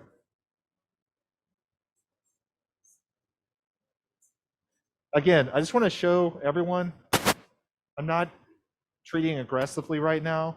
There's a benefit of going slower. It preserves the fat. You have a question, Amy? Yeah, we actually had an excellent question about the cannula diameter. Sure. So since we switched to the 4, the question was, is there more of a risk of having like notching or unevenness with a bigger Yeah, there is. cannula? There is actually. The larger the cannula is, the more likely you could have a contour deformity. And the question was, depending on the cannula size, you know, if it's 3 millimeters wide or 4 millimeters wide, does that result in more postoperative contour issues? The larger the cannula, the more likely you're going to have a contour issue, especially if you go into that superficial plane. So if you can see here, I've remained into that deep plane the whole time. Good. Now, I'm going to start in one quadrant and then move all the way around. I'm going to stay deep and then go superficial and then go deep, superficial, next quadrant. And I'm going to do that all the way around. Amy, do you mind bringing over that Mayo stand so I can have a 4x4? Thank you. Thank you so much. Sorry, Nils. There you go. Good. And if you're real quick, it's hard to see. Well, try 3 and see if you can see that. Yeah, you can see that here. This is contoured down where this is up. So we're really making a big difference. And we'll show you. Actually, try 2. Yeah. You can already see this depression here where this is more full. So I'm going to knock this down further. I've only done the deep layer on this. About 10 minutes on each side.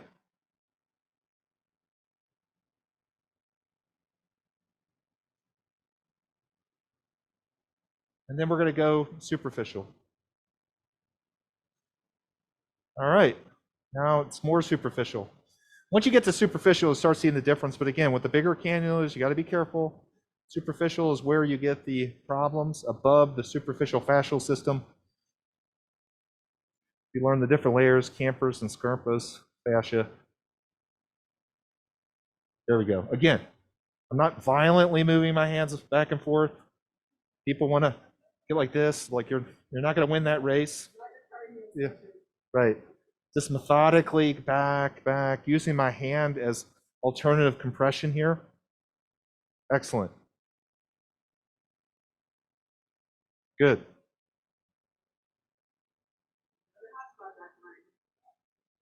So once you start going superficial, that's when they feel it more. And then you pretty much have to move on to the next place.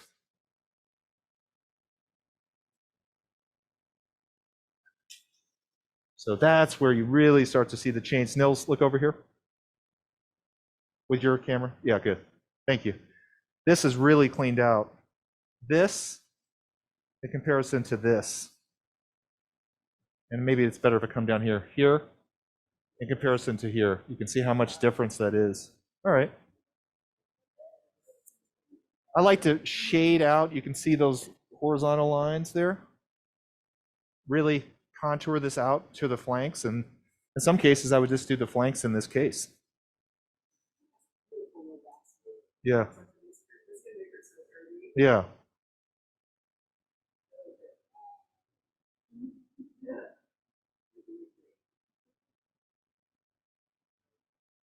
All right. Yeah. Get to actually talk to him. All right. So I went deep there, and now I'm going superficial. Now we're going to go up to this upper quadrant next, okay?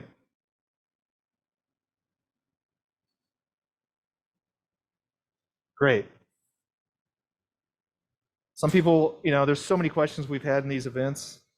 Some people ask, how does this compare to other things like cool sculpting and external devices? There's absolutely no comparison. This kind of procedure is very high level. You can have a huge change, especially in the donor site.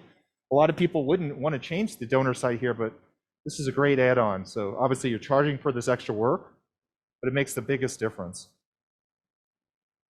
Again, the laser's on the whole time here. We've had questions before about pre-tunneling. I'm not a big fan of that either. I don't think that's necessary. I don't think that saves you any. Talked about the amount of energy you're administering. When I go in that deep layer, I'm just putting the energy in until it starts to get buttery and soft, and then I go more superficial. I'll finish off the liposuction depending on what I'm seeing from a contour standpoint. Yeah. Oh, nice. Good job, Nils. This is such a great question, Dr. Barton. So this is from Dr. Clarkson. Yeah. Does suctioning at a higher Who's it from? Dr. Dr. Clarkson? Okay, Clarkson? thank you. Increase the lysis of fat cells? Yeah, which is actually, more I think so. important? Survival? I do Or think so. suction? Yeah, I do think so. Like, I think that you have to worry about exactly the pressure you're aspirating at. There's a lot of data on that. And we started this case in the high 50s, and now we're not at 80 yet, but we're getting close to it. So I think that does make a difference. The data that I remember was in centimeters of mercury or millimeters of mercury. So it's hard with the KPA. All right, so real quick on this, try it. I'm not sure how well you can see this. See if that one works. Number 2. Yeah, why don't you zoom in on that and see, and we'll see if we can show you this. Nils is going to try here. Sometimes it's hard to tell 3 minutes. Yeah, that really tells you. Just focus in on that. Perfect. That's great, Nils. Yeah. By the way, our canister is full. We have a 250 cc canister, and we were trying to get to 750, so we're definitely going to get there. All right, so you can see here we've treated all this versus this. There's so much left. So I'm going to do a little bit more here, and then come from the other side and go over. What? Okay, yeah, thank you.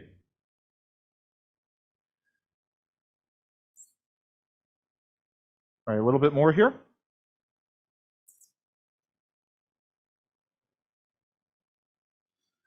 And one of the things I want to talk about, Nils, you can come back to your camera. Sorry, making run all around.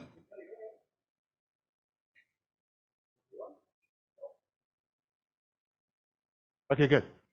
Is you don't want to leave people with a donut belly button. Amy, talk about that real quick.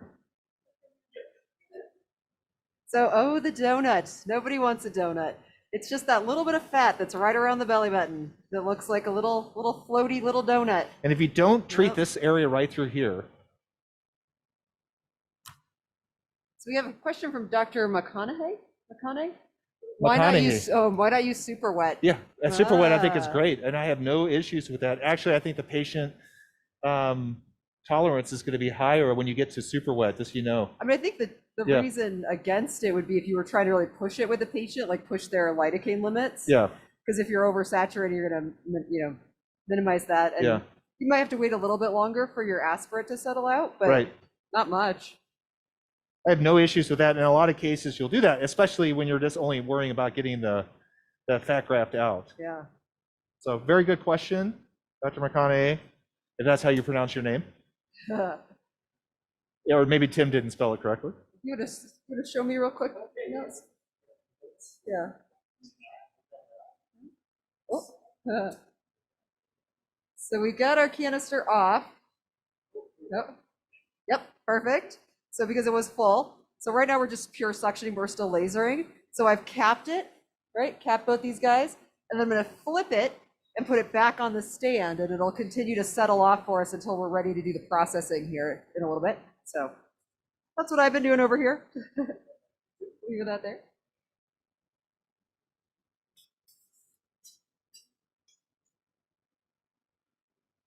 All right, we got a little bit left here. When you're doing this stuff, you really want to look at the topography or the contour of it. Almost done on this side. You see that, Amy? Yeah, that's really good, Nils. Getting a little more aggressive and getting in that sub-Q space. There we go, good, perfect. Really clean this out really nice. This is going to be a huge change for her, and this is not even an aggressive liposuction. This is a moderate amount. Dr. Martin, Dr. Clarkson was looking for a little bit of clarification on the maximum kpH that we would use for fat survival. Oh, yeah. I think for fat survival, I think that, you know, if you want to be for sure, stick to the 50 range. I think for sure. I think you can go up to 70 and be okay. I think above 80 is a problem. Tim, what were the studies? Were they at the 40 range or the high 40s?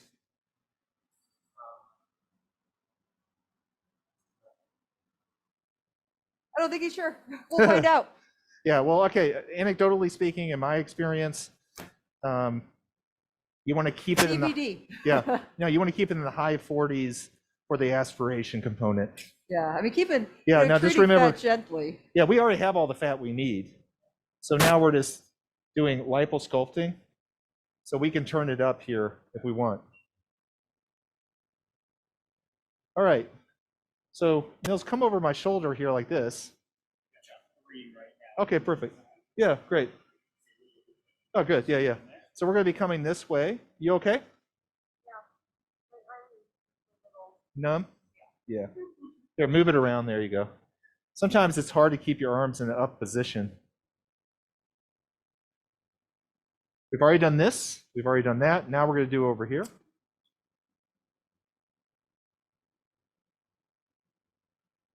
Great. Perfect. Tim, will you bring over that pedal for me? Thank you.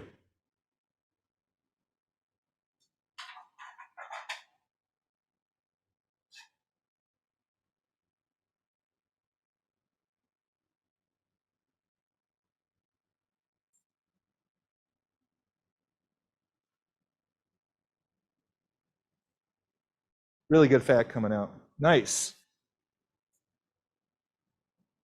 Yeah, we're already at 600 cc's of fat removal. We're going to get up almost to 1,000 today. Were there any questions earlier? Did you guys talk about oral medications prior? Oh yeah, let's talk about that, Amy. What do you? So this patient, we gave her Halcyon, which is our drug of choice for this procedure. The old school Halcyon. Yep. Old school, but it works. Patients have, I will say with Halcyon, about the easiest time tolerating the procedure, mostly because it just allows them to be awake enough to follow directions, relaxed enough to not really care. And it just in general makes the whole procedure a lot more tolerable. A lot of practices, and we ourselves used to use Valium when we first started doing in-office liposuction procedures back in what was that, Dr. Martin, 2010, the olden days. Problem with Valium was it can make some people very emotional. So at the end of a case, when they see themselves leaking, they start crying because they think they're bleeding. Halcyon, they don't care, which is great. So if it's in your comfort level to prescribe Halcyon for patients, we have found it kind of the perfect combo for just ease of communication with the patient without making them too tired, but they're still really agreeable. I like an amiable patient, right? Let's just do this, and they're fine with it. So yeah, and the Halcyon has a anterior grade amnesia to it. Yeah. So you might not remember the worst parts of this procedure, but they always remember the stuff that I did that hurts. Yeah, they remember the good They never things. remember what you do. I know. Dr. Martin was great. That was pain-free lipo, but you. Yeah. When you were making me be prepped in a freezing cold room with Exactly. betadine. So Amy, talk about the preoperative stuff that we do. And I mean, we treat these patients like normal surgery patients. So explain that kind of workflow for us. So for us, there's really no difference between an in-office procedure and a surgical, an OR procedure as far as what we do with pre-op. We see patients preoperatively, we do pictures, sign consents. We like that about 1 to 2 weeks prior. We don't typically require blood work unless there's something concerning in the patient's history or an EKG. But obviously, if that's, again, your comfort level, ooh, she's feeling that. I'm gonna go away from that area. She found the ouchie spot. Yeah. Yep. That's okay. Size of patient for garments, if we're going to be using garments, go over all the ins and outs of surgery.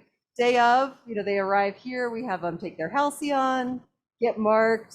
In general, it's pretty much the same as it would be for any surgery. So it's a nice chill vibe though when we're in the office. So what about antibiotics? So we just do the kind of standard of care for us is to do 1 gram prior the night before surgery and then 1 gram prior to surgery. That is the only dose that's actually shown in studies to be the most effective. In-office procedures have a really low rate of infection, so there are Much lower than main ORs, by the way. there are definitely practices who don't do any, but I mean, when we're doing a combination, especially going back and forth like this, with the face to the abdomen, we're just covering our bases. You found that hot spot, Dr. Martin. You're doing great. Almost done. It can get kind of hot, and that's something people feel. It starts getting hot and burny. That's when we're getting greedy. And then one of the things you can do for there is actually turn off the laser at that point, right? Yeah. I'm using the laser to get a little skin tightening here now, Yep. not as for much as we harvesting, can. but you can turn that off That because they does feel help. that, because it Yeah. does, they feel the heat of it. Or switching to a smaller cannula Yeah, if we were really nice. that's okay, you're good. She's doing awesome. Almost You're done. doing so good. This is the very tail end. Yep, you got this. Up around those ribs. The other thing too, you can always add a little bit more tumescent back in, which we certainly could. Yeah, If you've got one little area that you just need, if you've got the tumescent left, it's pretty calming to do that. we could do that now. Yeah. Will you hit the pedal for me? Sure. All right, so we're going to show you. Very easy to do to add a little more tumescent back in there. I don't think she absolutely needs it, but she's starting to have a little bit of discomfort through this area. Okay. Okay, good. Thank you. Yeah, never hurts. I always say there's no such thing as too numb. You can see this start to fill up a little bit. And if you add tumescent back in like we're doing now, you want to give it a little time to work. So we're just going to let it stay in this area, and then we'll be able to contour this down some too. Oh, yeah, that's like the best feeling ever when you're the patient. Feeling that local go back Again, in. tumescent is deep to superficial. There you go. Okay, good. So Amy, I know you have a garment video. I don't want to give everything away, but how do you have them buy the garments beforehand? Like, what's the way you do that? So depends. Some procedures, the patient does kind of just do their own garment Right.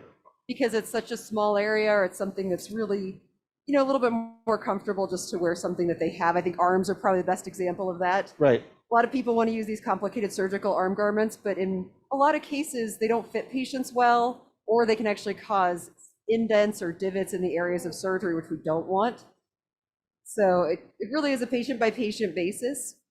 We love abdomen garments. The garments we use are from Mirena, and I do go over that in a lot of detail in the video about garments. Oh, that's looking really good, Dr. Burton. Yeah, man, it's really good. big change. Yeah. Seriously, that fat looks beautiful. If only we were doing a BBL. We've got some beautiful fat here, but this will be wonderful for the face. And so that's one thing, like when you do these cases, you got to order the traps correctly. Like how much cc's do you need? Today, we could get away with a 100 cc trap, but we chose a 251, right? Because we're greedy like that. It gives you a lot more, fat to play with. I know there's definitely been questions in the past about having issues with getting the fat to come out of the trap or other things. So when you have more than you need, it's never a bad thing. Oh, look at that. Big amount of change. Look at that. I'm gonna do a little bit more right through here, and then you're done, love. Okay? Doing so good. So And the close. shaking's normal. Like she's a little shaky. That's just that epinephrine giving her the little epi shakes. She got the epi shakes. Yeah, there have been a lot of questions in the past, and I guess we've answered them enough. But the questions about fat getting stuck in the trap or having issues with fibrous tissue, if you have the ability to kind of overshoot how much fat you're going to need, that definitely will give you a little more leeway if you have to waste a little, which with this case, we knew we'd have more than we needed. So why not use a little bit bigger trap and just make sure we can get the best of the fat, essentially. No fear of running out of fat. We were joking earlier that the next case we do, we're going to do a donor from a different person. I think we should, if only that was possible, to get the donor from everybody in the relatives would be lined up. Yep. Hell, I would. Can my mom donate fat for I my would donate face? it for me. Oh yeah. Okay, I think we're done. All right, so that was about 45 minutes, even with the technical difficulties. So I think that, Technical difficulties. Yeah. Who's that? all right, so a big change here, and you can really see the contour difference here, what I'm really happy with. All right, so we're gonna go on to the next section, and then come back and, A little video about fibers. Yeah. And you guys saw some fiber issues, so Yeah. we're going to talk more about fiber, why you would never want to reuse one, and then a little Q&A, and then we'll be back for some fat transfer. all right, let's keep on going.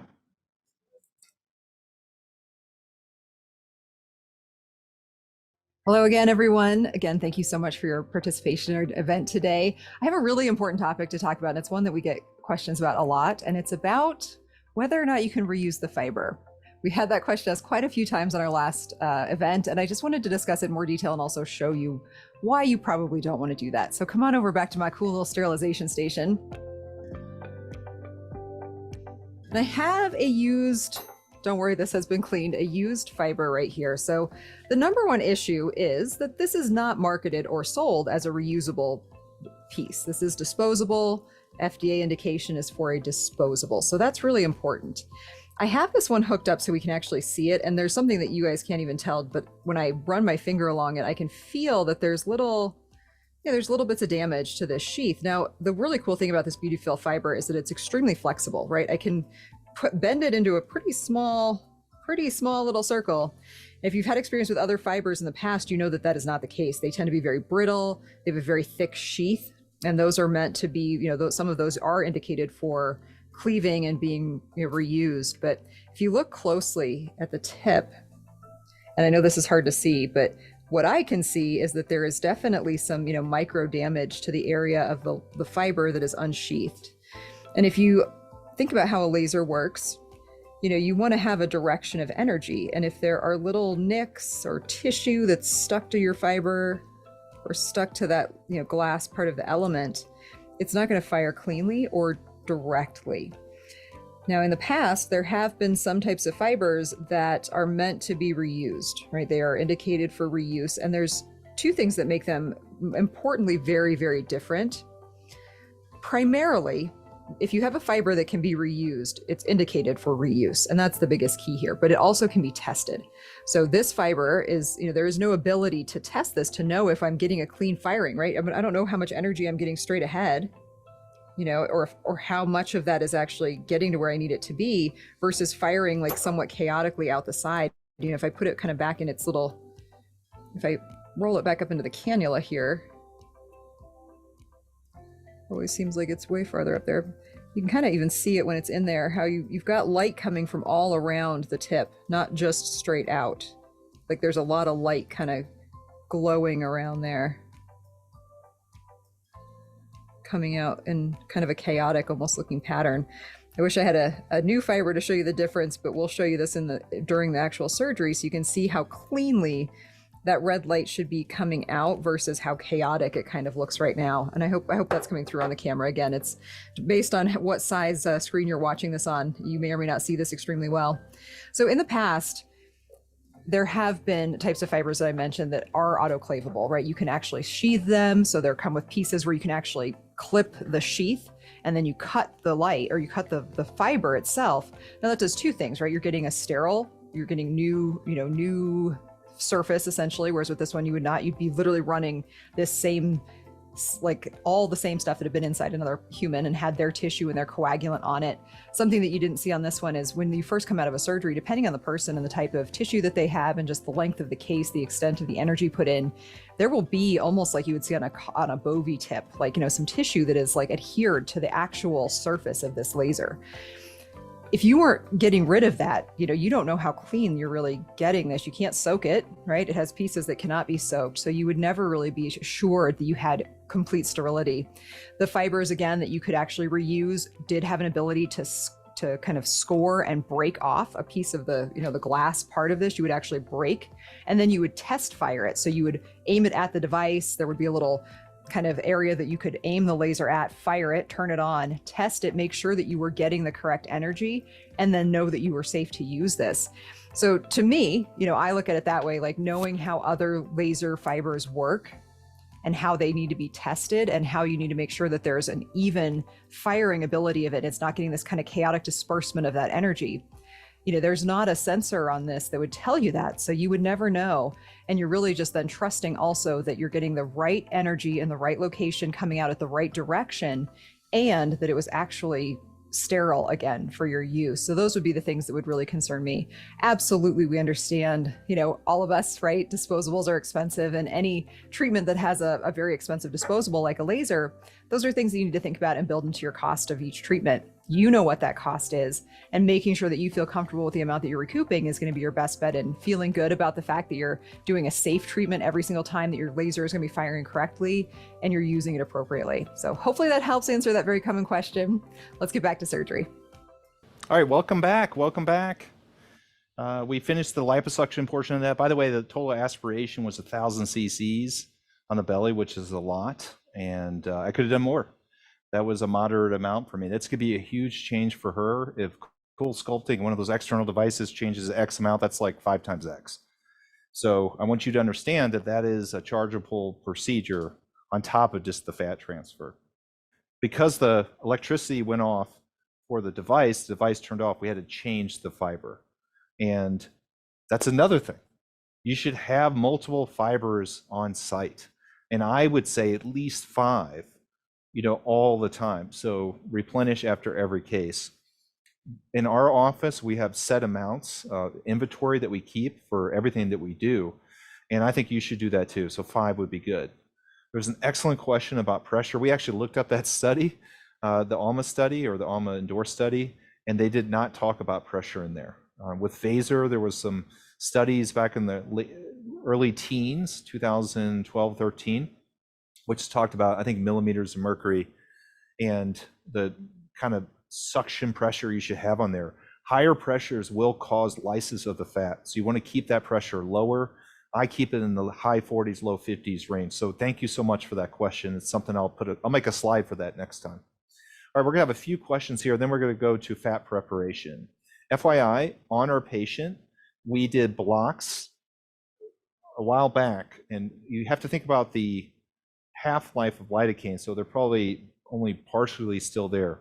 We did infraorbital and mental nerve blocks. I did 3 cc's in each area with 1% lidocaine. You could do Marcaine, but Marcaine, if you inject it within the vein or the artery, can be problematic. So we stick with lidocaine. And so then you avoid, I think the anesthesia recommended maximum intravascular injection is 7 milligrams per kilogram. So you don't want to overdo that, because that's when you can have immediate problems if you do an intravascular injection. Let's see what else. We were prepping the patient for 45 minutes with topical lidocaine. Amy will talk about our concoction. It's from a compounding pharmacy, and she can tell you more about it. But we do that for at least 45 minutes. I did small stab injections in the areas where I'm going to put the cannula. Most likely I'll use 18 gauge needles and then the cannula after that. But if you have to use a little beaver blade that we have in the set, that's perfectly fine. Those heal really well. Okay, Tim, do you have any questions? This question is from Dr. McConaughey. Yeah. Were there no narcotics orally just prior to the procedure? No. Other than Halcyon? Yeah, just Halcyon. And to be honest with you, we don't really do opioids as much anymore. We do a little bit afterwards, but we've gotten away from that because people can get a little bit squirrely in terms of their behavior.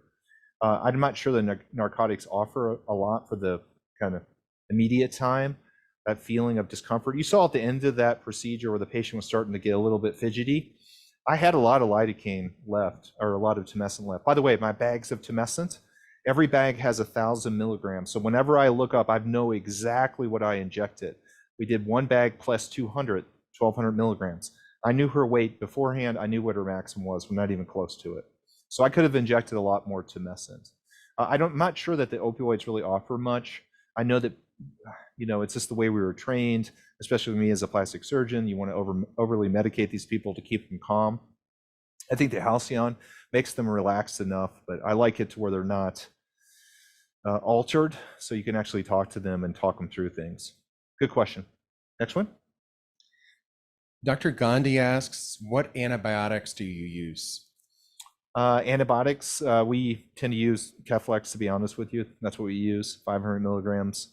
You can use clindamycin with penicillin allergies. Those are the 2 that we use. That's pretty standard, actually, in surgery. If you actually look at the data on antibiotics, perioperative antibiotics, it's only one dose, and that's like even the ortho data in cases where they have implants. So, you know, the idea of using antibiotics for long term after these procedures is really not warranted and actually ill-advised. Next one. Dr. Suzuki asks, how long can the harvested fat be stored in the canister until? Such a good question. These are such great questions. Thank you to everyone who's on this right now, because these are really expert questions. Thank you. And honestly, there is no dictation on that. If you actually look at the studies, there's really nobody talks about the duration. I like to turn it around rather quickly. So literally right now, Amy's processing that fat and getting it ready, and I want to inject it right away. We had a long discussion before this event about how we're going to organize all these treatments. It's pretty work intensive, especially when you have to change out the fiber 2 times. So I wanted to inject that fat first before the Opus plasma injection, because I want to get it into the area, the treatment area, as quickly as possible. I do think that the duration of time from aspiration and preparation to injection matters. I do think temperature, ambient temperature matters. I do think the patient kind of measurements matter, like blood pressure at the time and like the hormonal milieu, et cetera, et cetera. So anything you can do to better your take percentage, I think is really important. Remember, we talked about 60% is that golden number, and you're probably not going to get to that. So the next question is going to be, if you only get 60% adherence, shouldn't I inject 120%, 150%? And I don't think that's great, especially in small areas, because you're not going to get that fat take anyways, because you're going to over-inject. He asks if you ever experimented using Xanax or Ativan. Yeah, so we used to use Valium, and then we used Ativan for a while. Ativan's fine. I have no problems with those medications. I know Halcyon is old school, but in reality for us, we found that the patients were more well-behaved than those medications, that the anxiolytics, excuse me, that can alter kind of their mental state. I mean, it depends on, it's patient specific. That's why you see them beforehand. Do they have an anxiety disorder? Do they take baseline Ativan? Do they seem like the nervous type? Then you might add that on, but we don't. Good question though. Dr. Clarkson asks about Percocet. Be similar answer. Yeah, and Percocet, it's my go-to. I want to say, and Amy can affirm this, I want to say that we give at the most 5 to 10 afterwards for pain control. No more than that, no refills. That amount of liposuction we did on the abdomen, 1,000 cc's, will definitely hurt her. By the way, that amount of liposuction will have swelling afterwards, so they're not going to have immediate results. That'll swell a lot. They may look worse in the first couple of weeks after surgery than they did before surgery. So you have to kind of handhold a little bit. And if you see them beforehand, maybe you would tell them that. Say, hey, just FYI, you're going to swell a lot. You can swell up to months after surgery. By the way, surgical results. This is very important to tell your patients. Make your staff reinforce this. It takes up to 6 months, even a year in some cases. I've had my lipocontouring patients swell for 8, 9, 10 months. Now, what do we do for that? I don't know if we talk about this today in some of our videos, but we do cryotherapy. When do you start that? You want to wait at least a couple weeks after surgery, let that energy take effect and kind of the collagen stimulation. You can do lymphatic massage. That works really well. Hyperbaric oxygen and cupping and other things like that. The other thing that's very simple is walking. You tell your patients to walk after surgery. What they want to do, they are in pain, the loved ones feel bad, don't move, I'll get you everything. That's terrible. By the way, that puts them at risk for pulmonary embolus, DVT, and also walking stimulates the lymphatics and really does decrease that amount of swelling that you have. Patients come back in, and you did a donor side of the abdomen, big swollen belly that's like ridged and angular and doesn't look great. That's because they're not walking around, they're not moving. And sometimes you have to be a little bit stern with them. You have to say, you have to get up, you have to walk. And it's just as easy as giving them some arbitrary amount they have to walk. You have to walk 10 minutes every hour. That's, that gets them up, gets them going around. Once people move, they're going to take less pain medication. Less pain medication means less constipation, less nausea, less fighting with their family. The quicker you get off opioids, the better, truly. We have a couple of questions about aspiration technique. Dr. McConaughey asks about the periumbilical region. To avoid the donut, do you try to preferentially suction that area? Yes, Dr. McConaughey is getting the A+. He's getting the gold medal. We're going to send him a mug. Can we send him a mug, Tim? A Beautifill virtual event mug? Yeah, really good question. So what I'll do, Dr. McConaughey and everyone listening, is I'll do all the quadrants, upper and lower, and then I'll come back at the end and aggressively liposuction around the umbilicus. Imagine like an inch, almost like this much around. That's what I do. And I do that from deep to superficial at the end. So I do it at the beginning or during the quadrants, each quadrant, and then I come back and do it at the end. It's extremely important. Patients do not like a donut appearance. That is like 100% of the patients will be angry or not happy about that. Dr. Nivens asks if you can speak more about depth. How do you know if you're too deep? Is there an endpoint for depth? And how do you feel that? Very, very good question. Very good question. Dr. Nimitz, is that what you said? Nivitz? Okay. Sorry, I can't see the name, so I apologize that. Yeah, deep. So clearly deep, if you think about the subcutaneous tissue, and as a plastic surgeon, that's like that's where I focus, right? Subcutaneous tissue.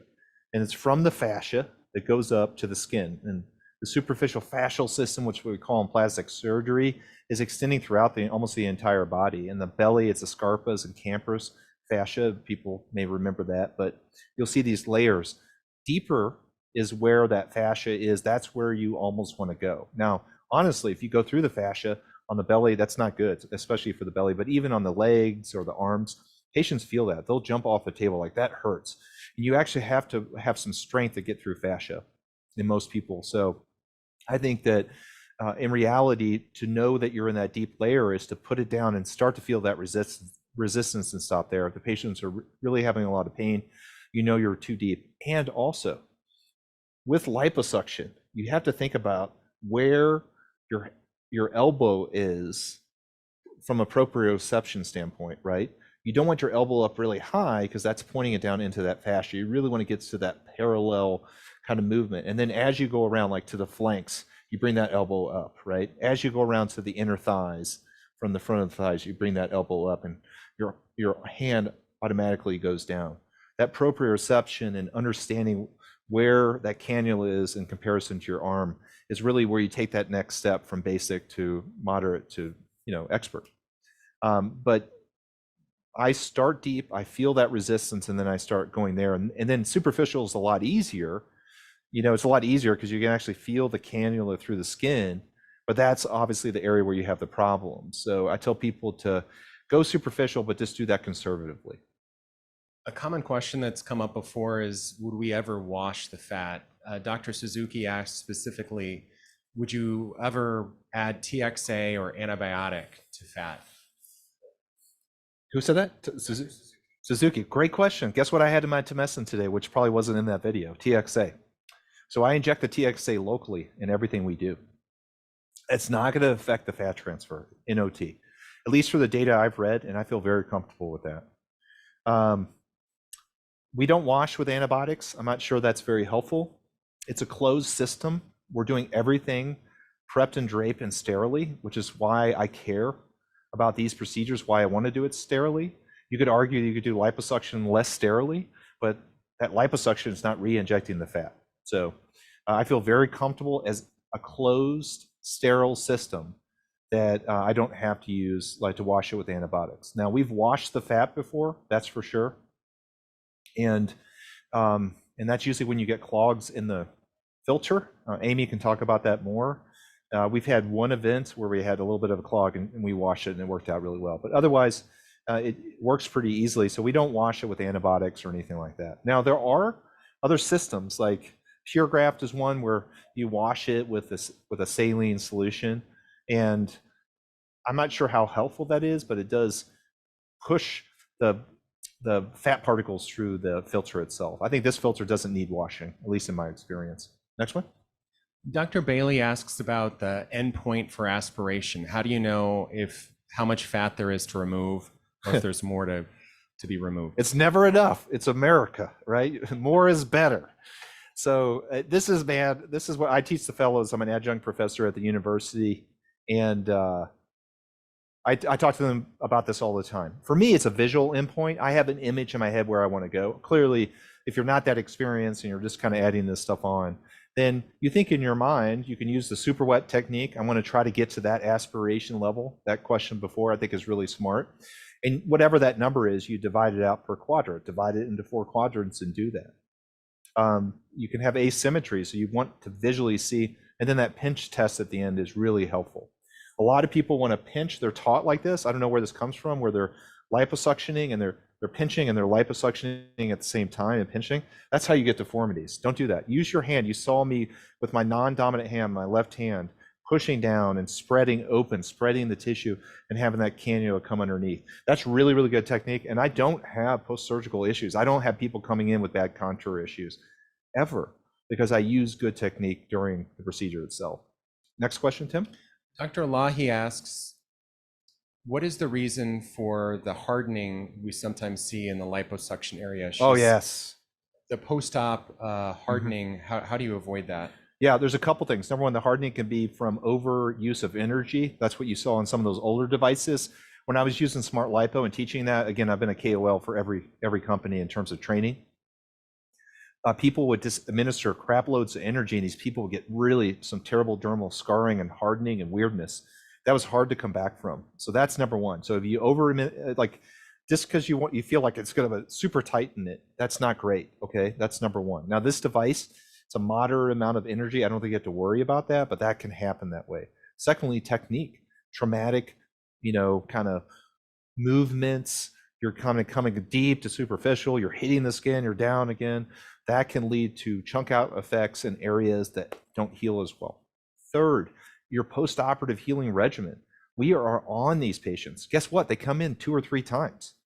Most of you guys listening to that was like, I never want to have that. I don't want any patients coming in. I just want to do the procedure and have them go away. Sorry, you can't have your cake and eat it too. You actually have to see these patients, because when you see them, you'll see the ones that don't heal well. There's a certain subset that get inflamed with liposuction, and that's when you have to add on the hyperbaric oxygen, the cryotherapy, the lymphatic massage.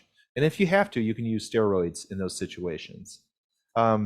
We've done other things like light therapy and different things, but that is usually technique driven, either too much energy or just technique of liposuction itself. Saying that again, I just want to restate, you can have perfect technique and not use too much energy, and the people still get that hardening effect in the donor site. And usually those are hyperinflammatory people for whatever reason, maybe genetically or their past medical history.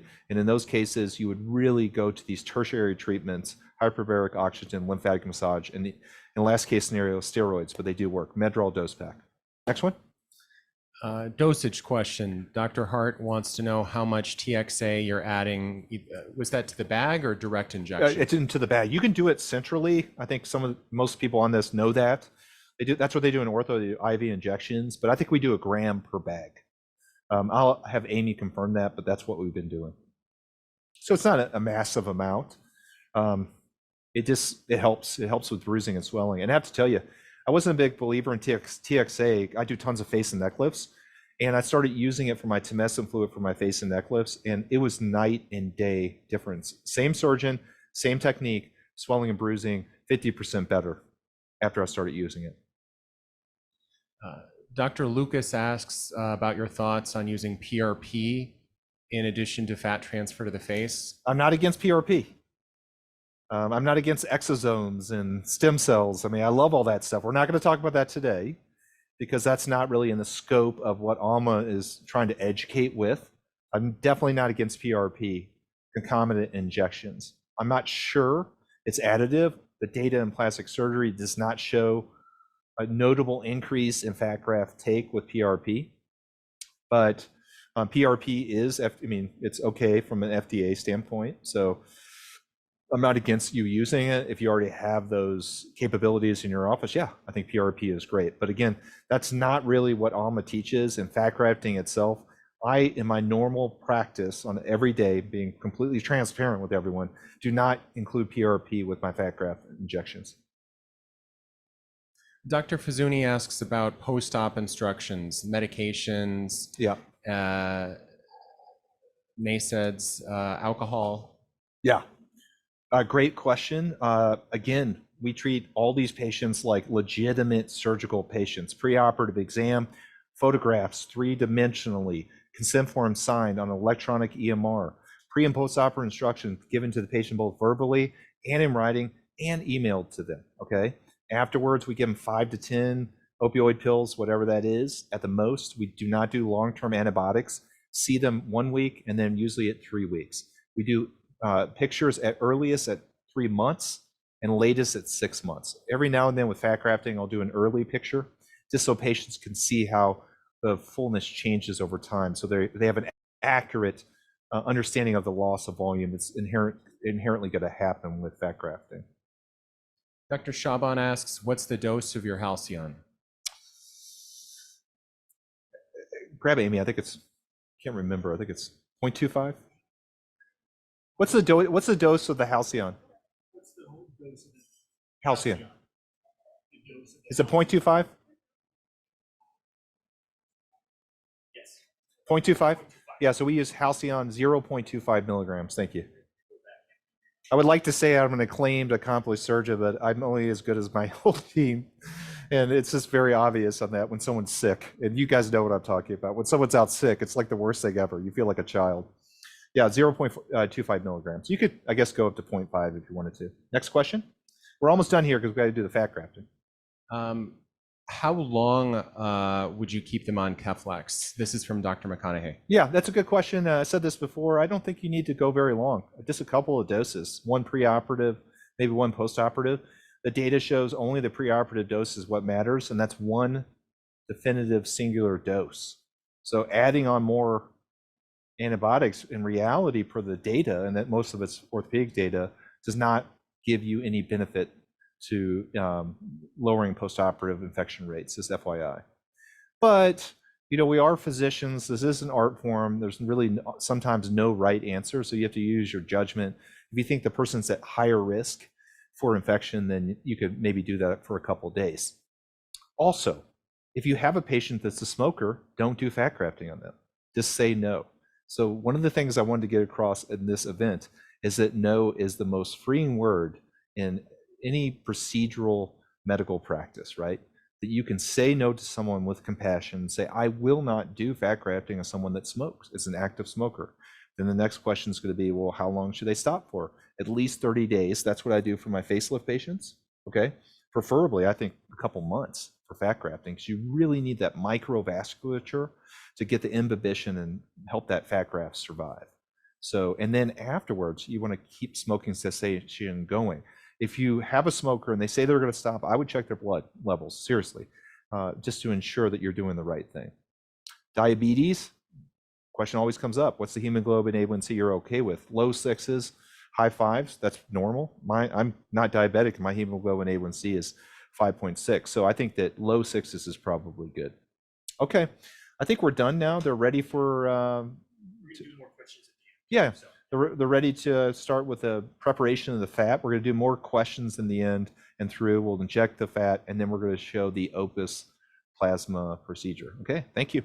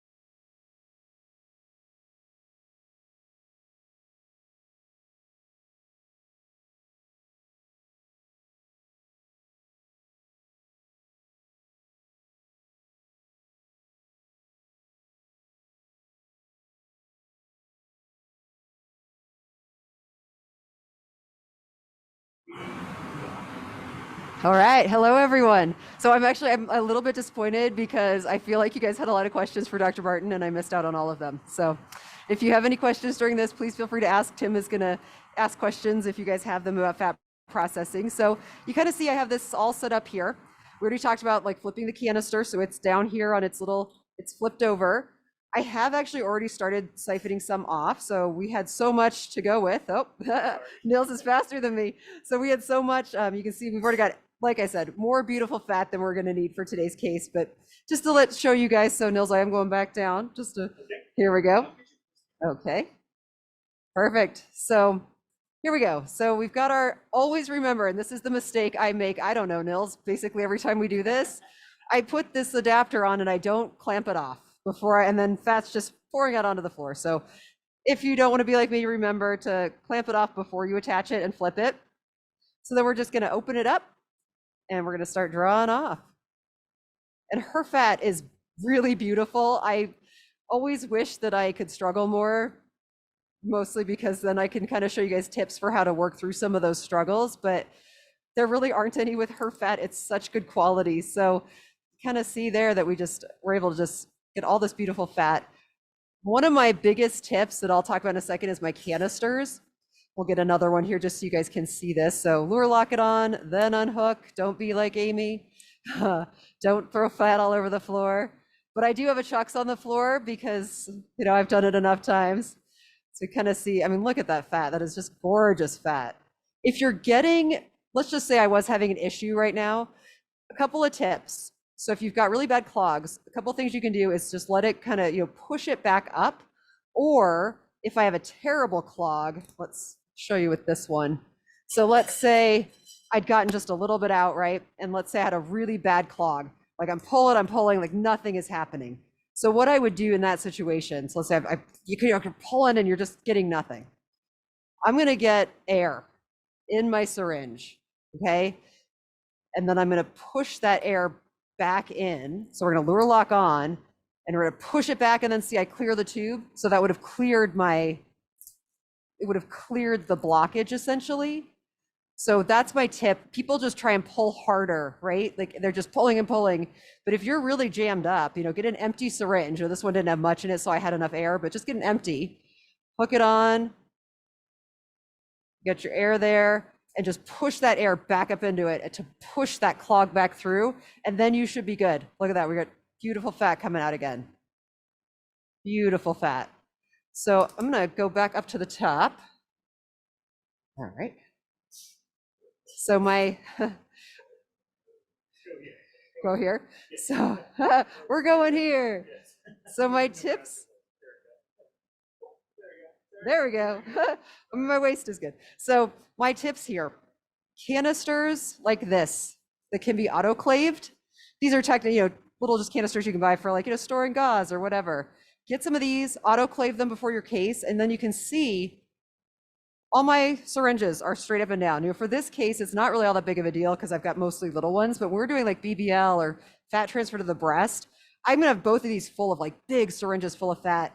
And at that point, like, yeah, it's great to think you can use the little stand, but you're gonna run out of space and you'd have multiple stands, and that's fine. But I will tell you this has changed the game for me. I also on my field have a small canister. I have this little guy that I'm gonna tilt very gently and show you is full of my waist fat. Ooh, don't wanna dump it. So you kind of see there, yep, there we go. So this is where I've been kind of just shooting off of my waist fat into. Yep, there it is. Perfect. That's the waist. So like if I've got, that one has none.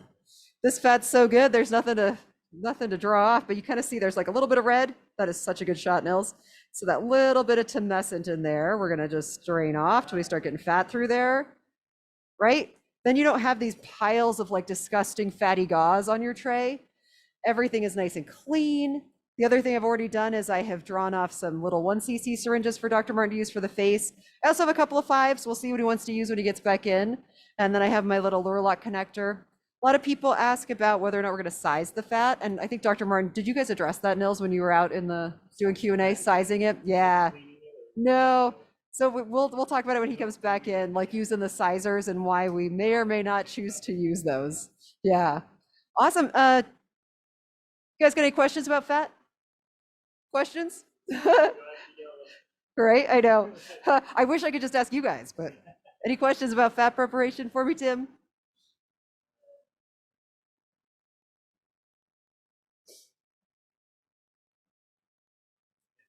I think no. Yeah. So we're gonna, yeah, we'll have tons of time while we're doing it too. So we're gonna go to the introducing Opus Plasma video quickly, and then when you come back, you're gonna see us injecting this beautiful fat.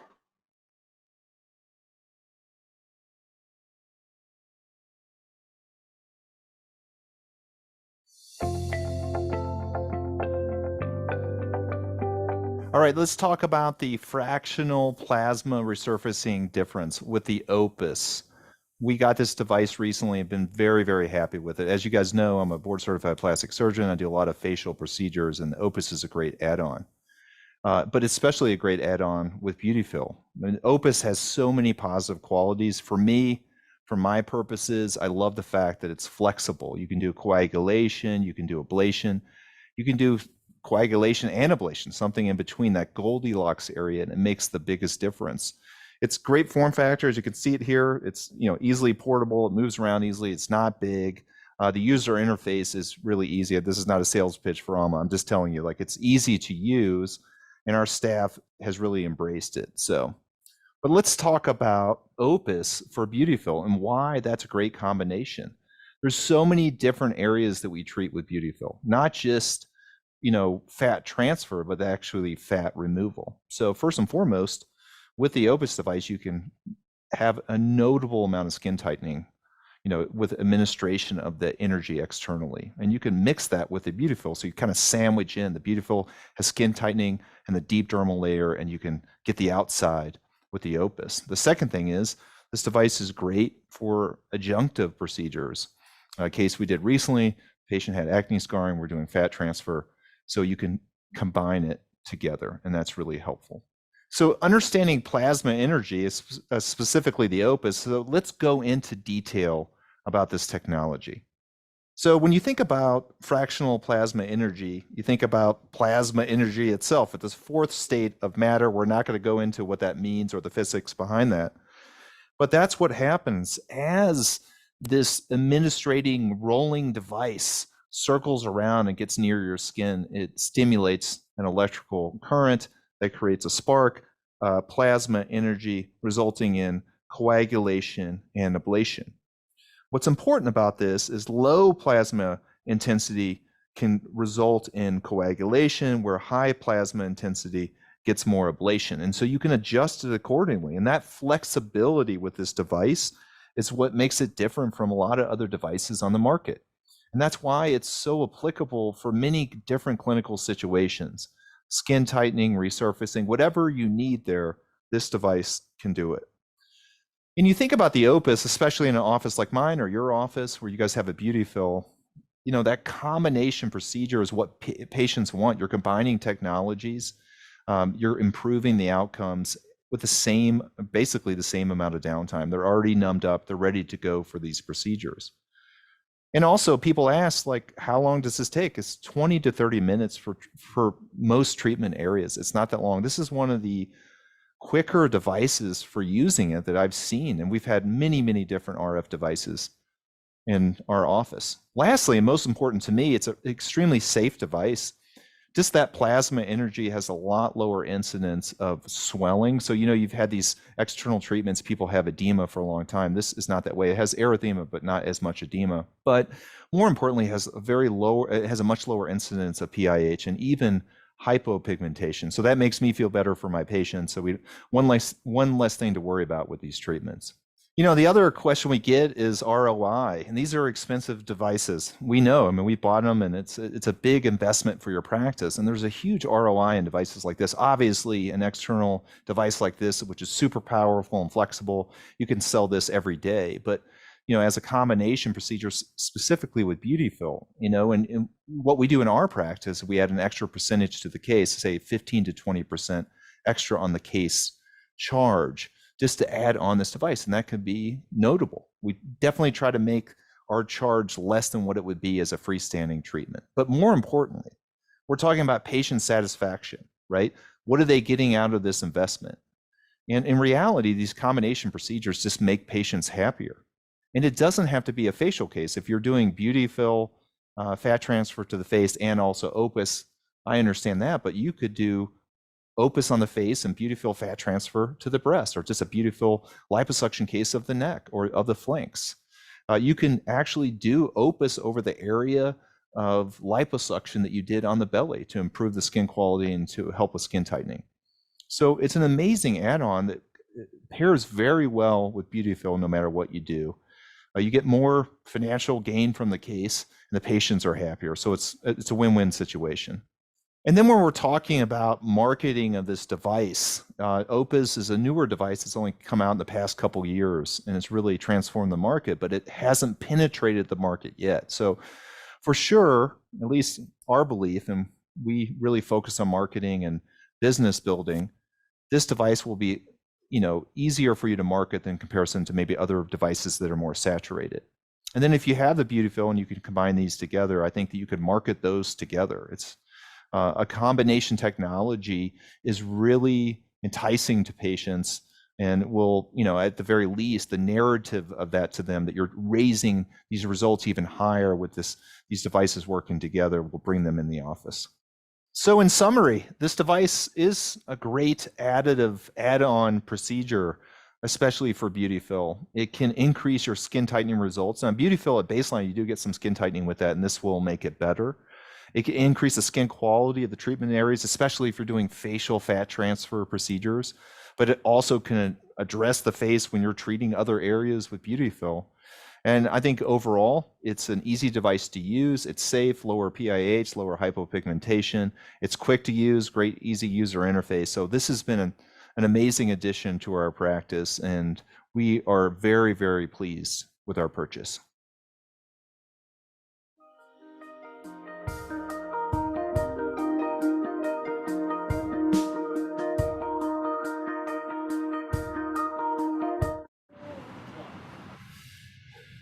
All right, welcome back. Welcome back.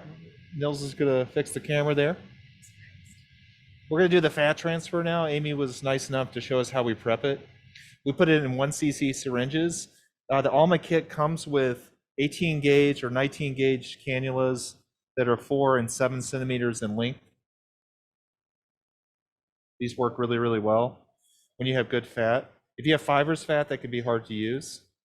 This is another one of their cannulas, which is like for breasts. I think this is a 14 gauge, 15 centimeters long. And this one I think is more for harvesting that comes with it. So that's what we're using today. With these 19 gauge cannulas, all you have to use is an 18 gauge needle, poke a hole, and then you can go ahead and use it. We're going to start with the 4 centimeter one. As we talked about before, we're going to inject upon withdrawal. This is where the bookmark here. This is really no different than if you guys use cannulas for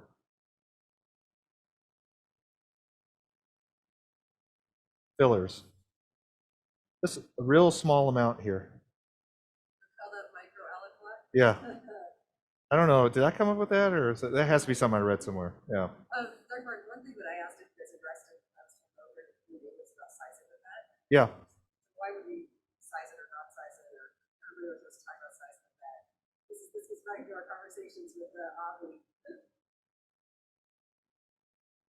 Real quick. I'm sorry. Repeat the question again. Why would we choose to size the fat? What do you mean size it? Oh yeah. I'm not a big fan of those, actually. We did actually talk with the development team. Yeah. In Israel about pressure on the fat. Yes. And viability of that, so that's what we are sizing it. By the way, when you inject on withdrawal, and there's actually injection systems that you can inject 0.1 cc's at a time, which are nice. You know that you're not going to get into that arterial system.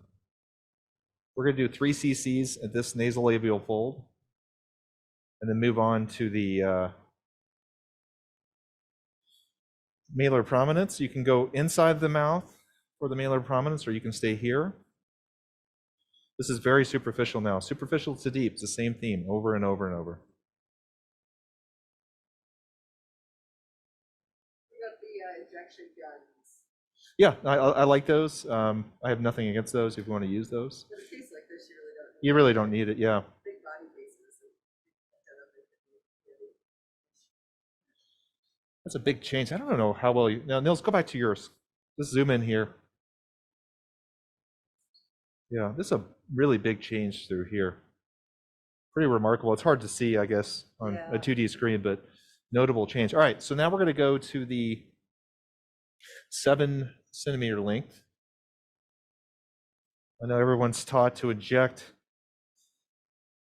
in this kind of fashion, but we're going to do old school here. This is very well tolerated.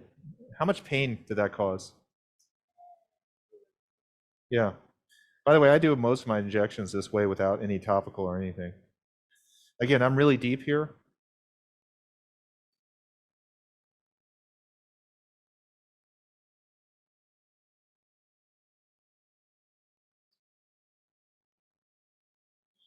Okay, that's 1.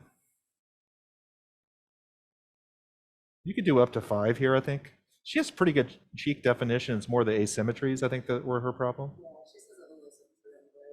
By the way, if you go in through the mouth, upper buccal sulcus and come up, that's extremely well tolerated. Patients have really no issues with that. People don't believe that until you do it, and you're like, wow, I know. The patients are like, you're doing what? Yeah. All right. Almost done here.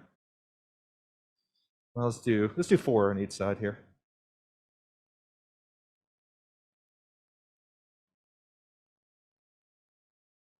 Wow, that's an amazing change. Yeah, you can actually see that now. That's nice. Yeah. Yeah, that's pretty remarkable. And you can actually see here, that's fat, that fullness there. We're going to do opus plasma treatment here with the stamper because this is really going to help the acne scarring. By the way, acne scarring is a great indication for opus plasma.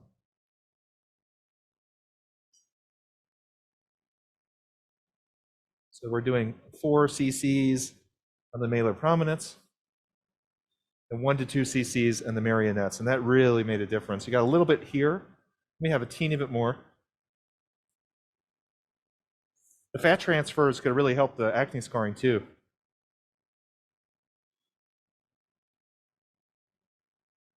Good. Okay. Now we're going to do, keep that camera going. Short, no?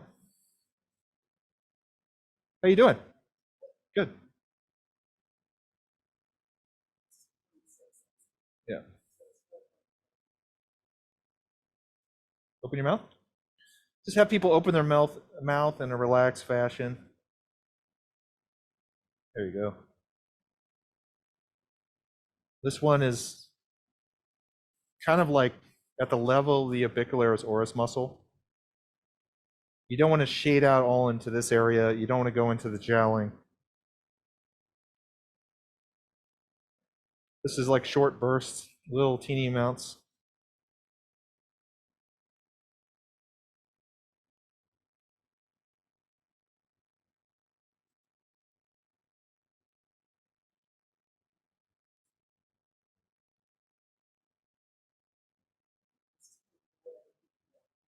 Okay.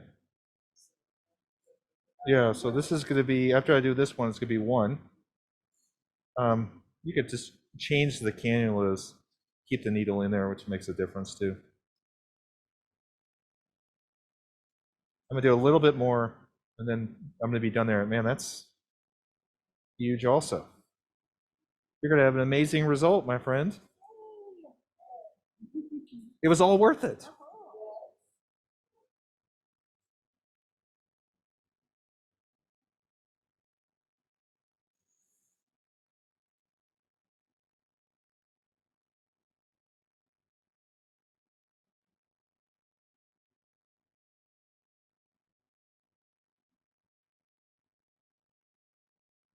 Okay. All right, we're going to do the other side.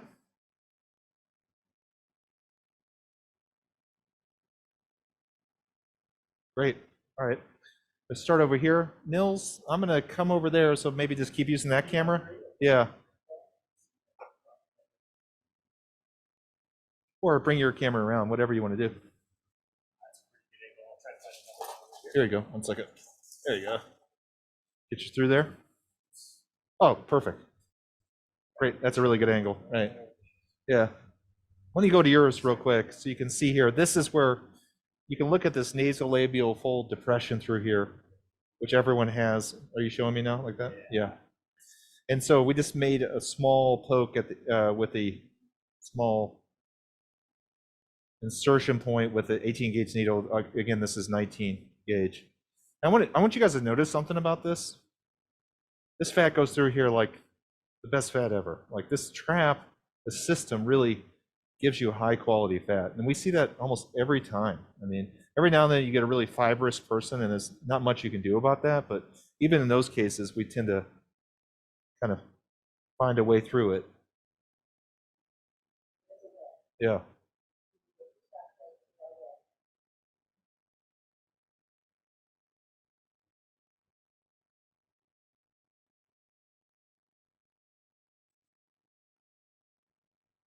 Okay.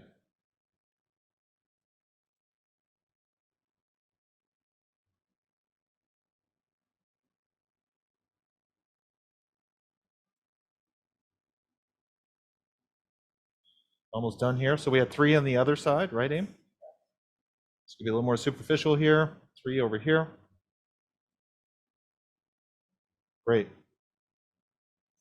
You don't want to manipulate the fat graft too much. If you're having to do that, you didn't inject it correctly. I don't know how well you can see that, but it's a massive change there. All right, we're gonna go do the malar prominence. Nils, bring your camera back. Go to camera 3, please. Bring your camera back and then you can show that again. Good. Turn your head to the right. Good.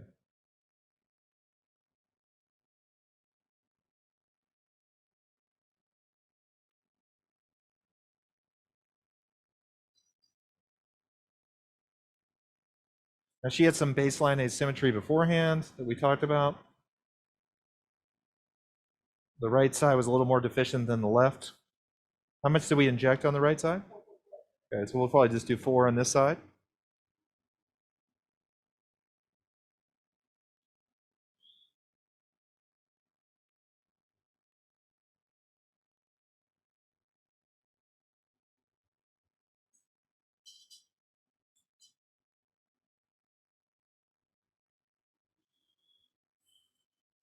This goes really quickly. And you think about like a full facial fat transfer case should take you no more than 30 minutes for the injection part.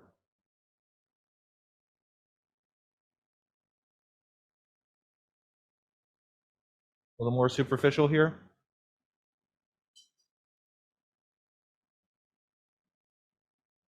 Okay, one last, right? So this is the final. This could be 4. A little bit more inferior here. Good. Nice. A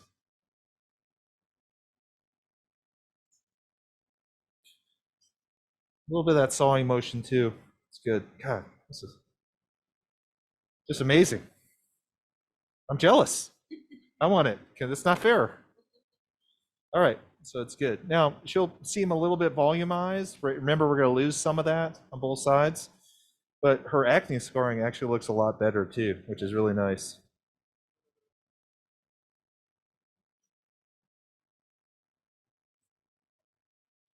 Open your mouth.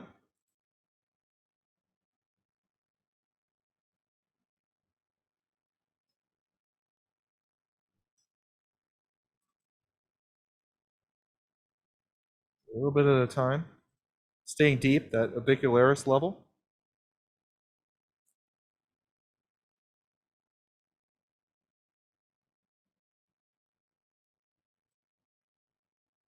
So remember, all we did was nerve blocks, a little bit of local where the 18 gauge needle would go, and some topical. It's one of the reasons why I was a little bit adamant about not re-injecting a lot of tumescent, because with topical plus nerve blocks and all this stuff, that you kind of lose track a little bit of your maximum. So you want to keep your tumescent anesthesia down, taking into account the other sources of lidocaine that's going to be there.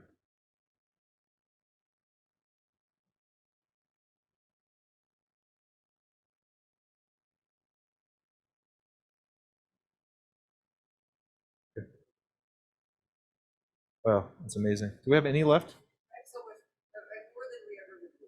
Can I What would you like? just the chin? If we keep this going, I'm gonna end up doing her forehead. Yeah. All right. So we have not injected into this area. So, and I'll show you the difference. She'll be able to tolerate it, but it's gonna be a little bit more uncomfortable. Do we have a? Here we go. We're gonna inject a teeny bit more local. Lexi's gonna grab that. We're gonna do the chin right here, the mental crease is a great place to inject. It really softens this up, and hers is pretty defined. So we're only gonna need like a half cc to 1 cc in there.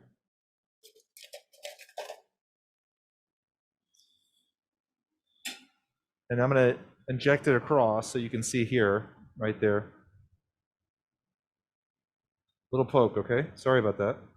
The mental nerve block is not really gonna get this much. Good job.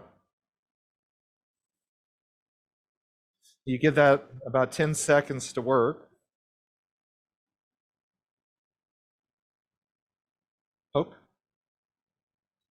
Good. It's a great place to put fat in here. The face is very vascular. It takes fat grafts really well. That's what's nice about it.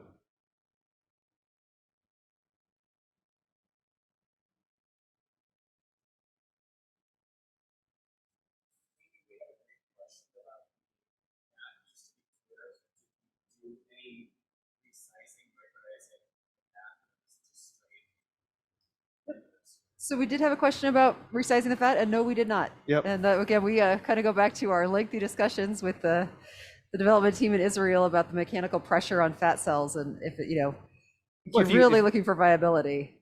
Do you have a female connector? Yeah. Give me another empty CC syringe. If you take this, by the way, we're done. How bad was that? Yeah. So if you're going here back and forth, okay? I'm still not sure what this is doing when you do this, but let's say that you're doing this, Nils. Back and forth, this kind of thing, okay? Yeah, I understand. So it's a way to knock it down, but the more and more you're manipulating that fat, the more you're going back and forth, the more you put it through a smaller aperture, the more pressure you expose it to. At some point, you're going to go past the point of diminishing returns, and no one's ever explained what that is to me.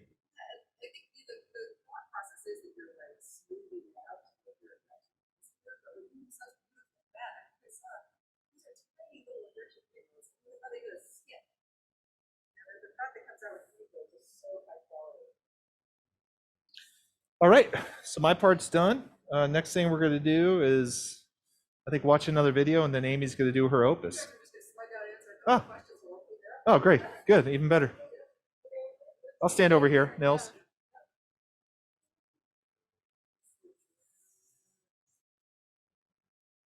All right, so you're going to put it on the different one? Good. All right.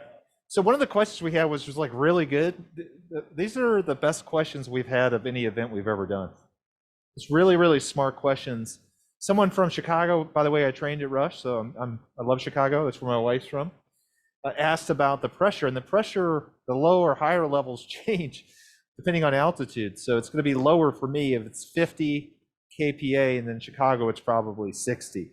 And it may be in Miami it's even higher than that. Okay, so for me it's that low level setting that it inherently goes to. For us, it's around 50.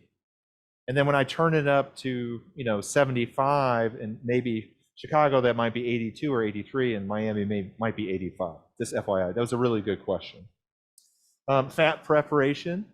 We try to keep it simple. I think it's really important, but it doesn't mean you don't have to do that. You can do the micronizing techniques. You can go to transfer and size it. I feel like this filter will get you the nice fat size globules.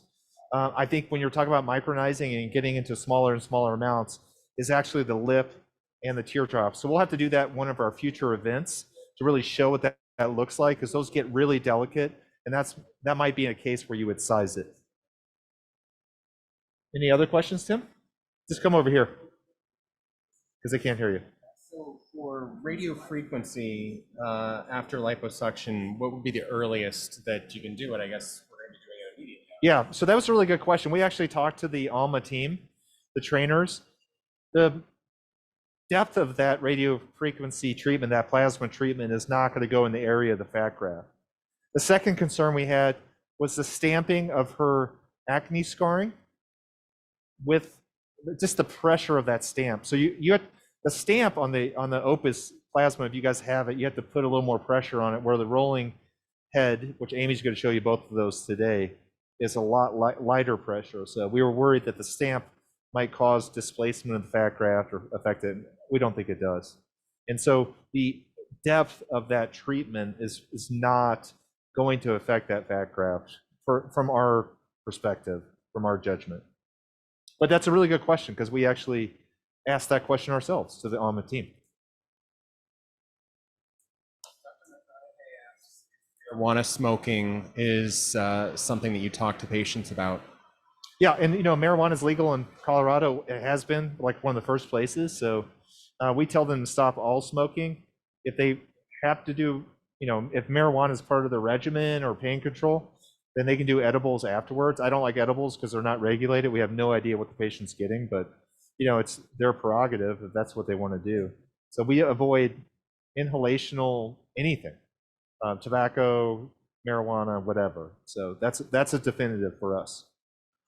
Those vaporizing marijuana apparatuses, obviously we live in Colorado and none of us smoke marijuana, so I really don't totally understand what they're using, but those things, you really don't know on those cartridges exactly what's in that mixture, and that doesn't make me comfortable before or after a surgery like this.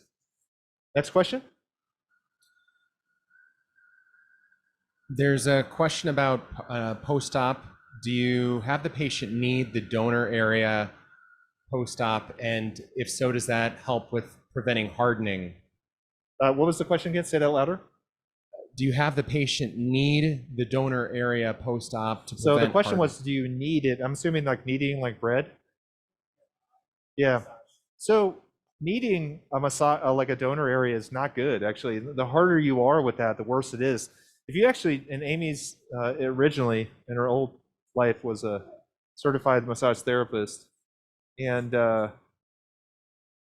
lymphatic massage is actually done with a really light touch, and kind of pushing the skin down, or massaging down toward the lymphatic basins. In the abdomen, that would be in the groin area. So it's not a kneading process.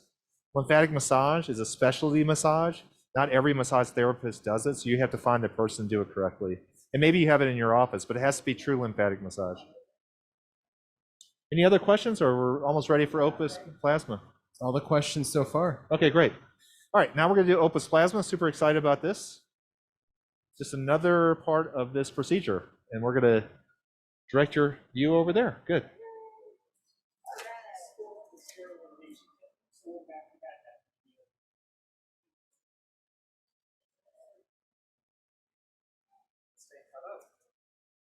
Yeah. There we go. So- Perfect. Yeah, All right. So, I So, know it's like kind of a one political thing I'm going to nightmare with note the before I Opus, start, especially with there leaving is those the little, motherfuckers. Like, I call it just- the shock absorber that should be in here. I did not run it today. So just know that my tip is directly into the handpiece, which is fine. However, I highly recommend when you're treating the face to always use the little bounce guard.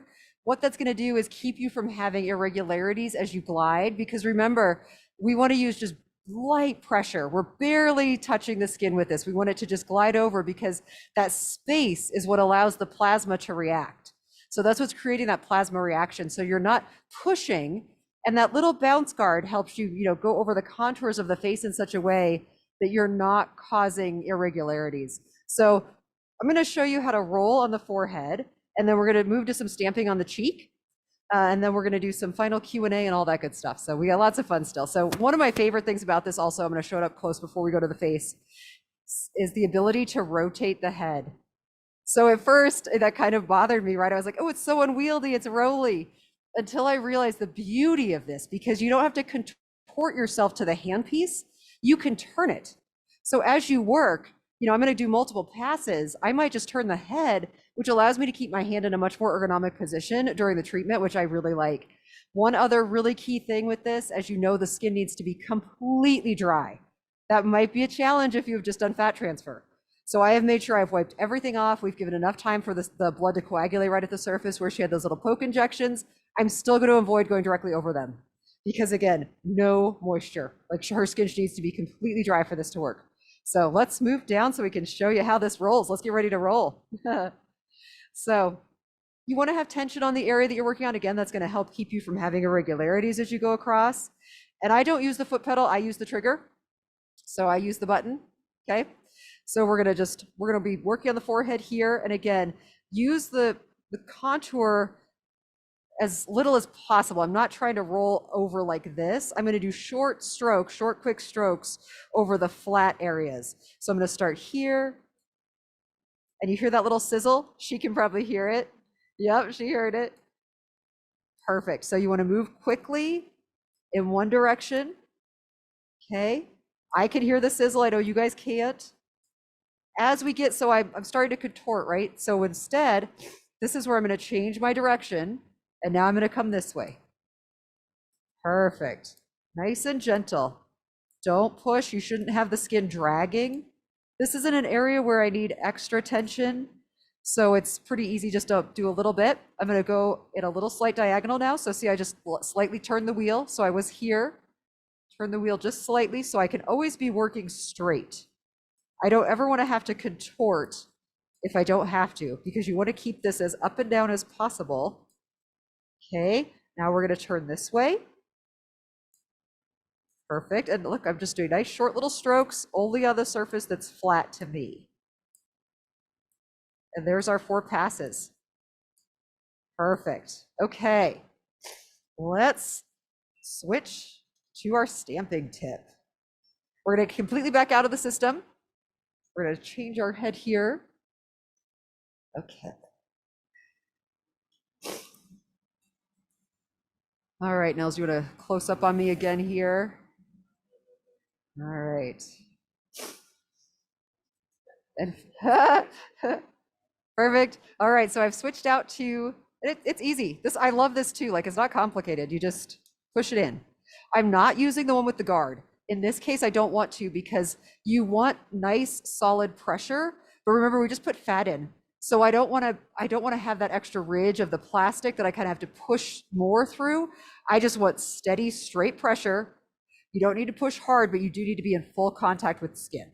Now with this, remember, our plasma is not so much what we're going for here. We're trying to get this energy deep in to treat those areas of acne scarring.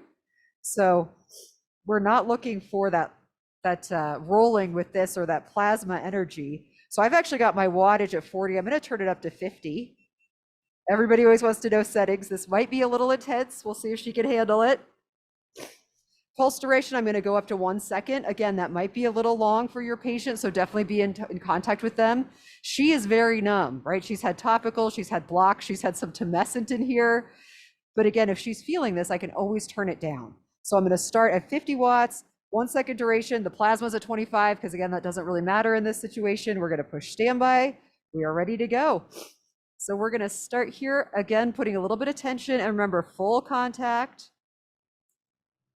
How was that? Is it okay? Perfect. All right. And we're going to just barely overlap these pulses. Barely overlapping.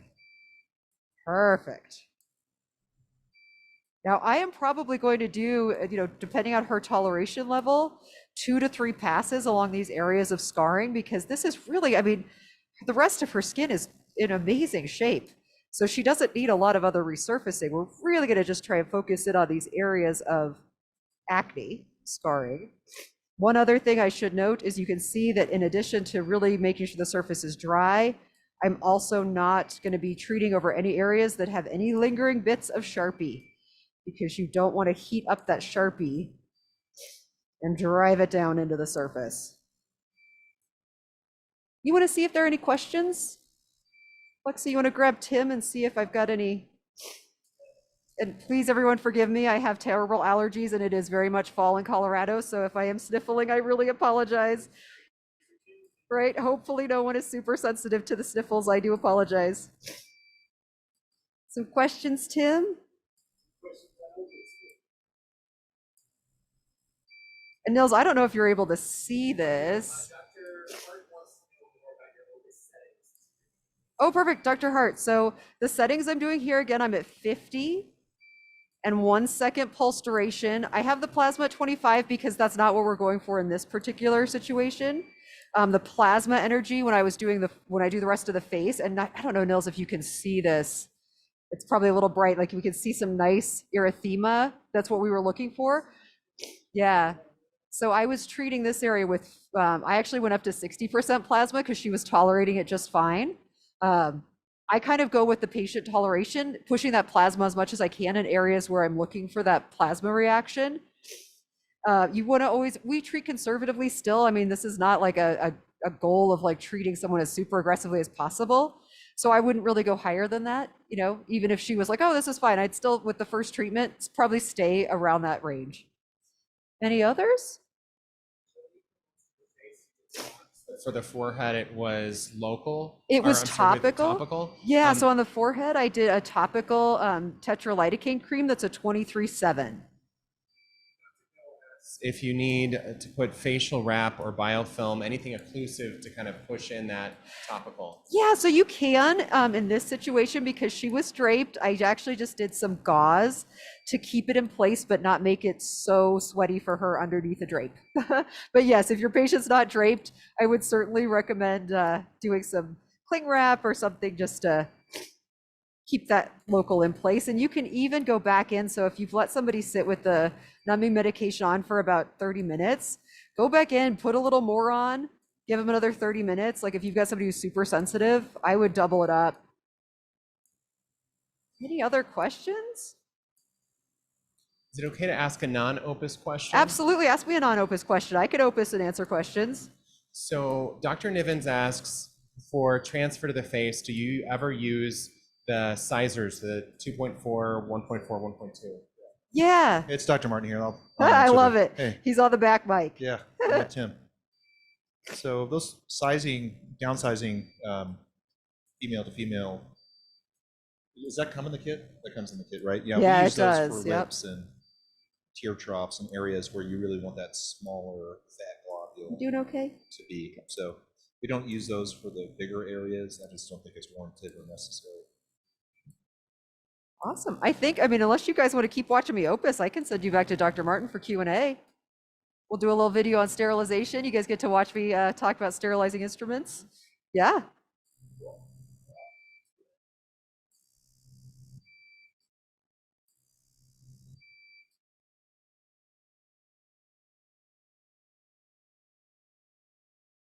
Thank you so much for your continued attention today. We have an interesting kind of breakaway topic. A lot of people ask about how to properly break down and clean the instruments. So I'm going to do a little bit of a breakdown of the breakdown over here at our sterilization station. Come on over. All right, so before we talk about breaking down, let's talk about how to actually set up the handpiece for the fiber correctly, because I think that this becomes important when you break it down. You'll see where there's one thing that does sometimes throw people off a little bit. So this is obviously our laser handpiece put together, and we need to put the fiber in. So you see on the fiber, there is a little area that unscrews, and this allows us to adjust the fiber once it's in the handpiece, right? This moves, move it up and down once it's inside the cannula. So let's show a common scenario here. Everything's in place. Let's just say it's tightened. It's the end of the case now. And we don't remember that there's this little button on the side that allows us to easily remove the whole thing. But we do remember we had to screw something. So we unscrew this, we pull this out, hand the handpiece off, throw the fiber away, and think we're done. But then when we go to clean everything, you see that there is a little, looks like a little silicone nubbin right there on the inside. You can't see through this handpiece, and you should be able to see through it, as you will see when it's properly taken apart. So what has happened here is that part of this, you see the threads here, is still inside the handpiece. And the fix for that is just to put it back in. So we'll just thread this back through the hole. See, this would be hard, and it's not hard. You would think, like, why did they design it this way? They did not. So we're going to screw this back in, just snug, press the little silver button, and voila. Now we can see straight through this cannula. Nice big opening. And our fiber is out. So now we can throw the fiber away.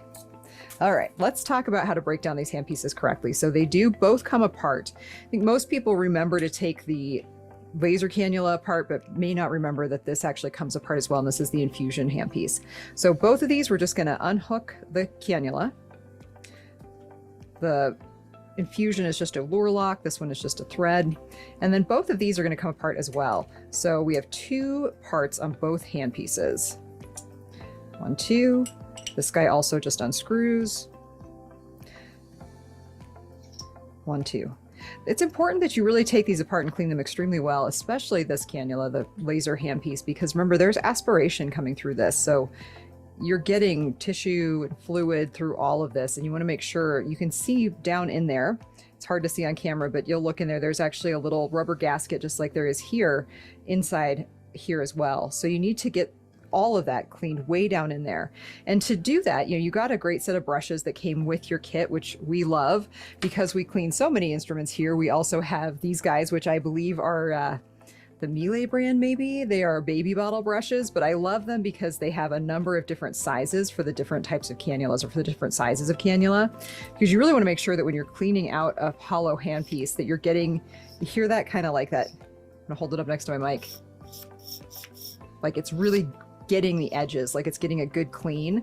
Whereas with this one, it's going to be way too big. Like there's no real contact there. So I'm going to use this thicker one. So I get that good scrubby clean again. It can get around all the little threads on the inside and the outside. You really want to make sure you're getting all of those cleaned very thoroughly before you run it through your autoclave. Any brushes work. I mean, you can obviously get, high quality medical brushes, or you can get these fancy baby bottle brushes like I have, but you really want to make sure that every single time your cannulas are getting thoroughly scrubbed and then blown out with saline or water. If you have a compressed air, that's even better, to really make sure that you're getting, all the way through all of your cannulas, that everything is clean, specifically the threads. There's nothing grosser to me than like when you open a kit that maybe hasn't been cleaned as well as it should be, and it's greasy. And why is it greasy? Because fat has been inside of it and it hasn't been cleaned off all the way. So never want to have that happen. So take them all apart. You're all good here. Now you can put your instruments, your dry instruments, into the autoclave. If your autoclave is big enough to fit this beautiful Beautifill cassette, I wish ours was, but unfortunately it does not, use this. Make sure you do remove the styrofoam packing. This cannot go through the autoclave. The styrofoam packing needs to be removed before you autoclave it, but the rubber mat can stay. So this is going to help hold everything in place. Our autoclave, like I said, is just a baby. So our little baby cannot hold this giant cassette, so we have these little guys that we just put everything into. Lots of these, easy to get. This has the rest of our Beautifill equipment in it for the day, just our clamps and everything. So whether you have room for this big guy or not, either way, just cassette everything, toss it in, run it per the instructions that came with your kit. You may need to adjust the settings on your autoclave. We have a handpieces setting that's going to give us the correct run time, cool down time, all of that good stuff. So just make sure that you do look at those. And most autoclaves have a preset. So if you can't adjust the ones that came with it, you can do your own 1 and 2 here, like preset your settings, just making sure that you know that the difference between instruments that are cannulas, essentially, or hand pieces, do need to run at a different setting than your regular peel packed instruments. So hopefully that helps, and we'll get back to the surgery.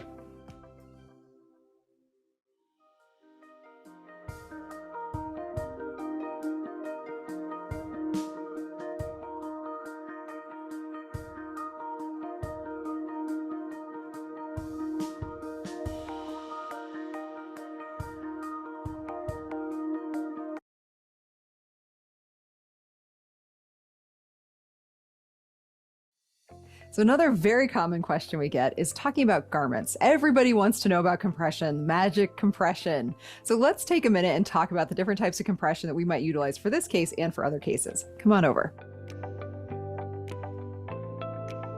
All right, so our case today, we're doing fat transfer to the glutes or to the butt, and there is a specific type of garment that is definitely marketed for fat transfer to the glutes. So this one, the Brazilian butt lift garment, right? Ooh, can't really see it because this is a very modest picture here, but there are cutouts on the glutes so that there actually is no fabric here. When you get the actual garment, this is just open to the skin. The reason we like a garment like this is because we don't want direct pressure on the buttocks itself. This garment also has the benefit of coming with what they call the sacral pad, so that provides a little additional compression on the sacrum, which is where we're, getting some of our fat from the flanks and right across the low back. It also does allow for a little bit more customization of this garment because that thickness can kind of help. I mean, when we're doing a Brazilian butt lift or a fat transfer to the glutes, very often, the glutes are the largest part of the person at that point. Their waist is very small, and this can kind of add a little bit of additional width so that the garment can be snug without putting pressure again on the glutes themselves. The downside of these types of garments is that the opening may or may not be big enough for your patient. It may not be positioned correctly. And what you don't want, so you really want to make sure that if you're going to use this garment, that you see your patient in it, because if it's digging into an area where you put fat at the top or on the sides, that may not be the best fit for your patient. And it may be better to just have some type of compression on their lipo areas only, like a long fitted tank. Our patient today, we're doing liposuction of the flanks, so a long tank compression and nothing on the buttocks may be the better option. Same thing if you're taking, from any part of the body, like the abdomen, you may be able to get compression there. But the glute garments in theory are really good. In application, you've got to make sure you have the right fit for your patient. That's going to be the most key thing, is the fit. One size does not fit all. So garments like these, we get our garments from Morena. We love Morena. They are made in the United States. They're just really comfortable. They're silver embedded, so they're really hygienic. They're also very adaptable and adjustable. They come in 3 different colors. There's a lot of really good things about them. Something that I would highly recommend for patients is, I will have Nils come over and take a look at my iPad here. This is from a company called Bombshell Booty Pillow.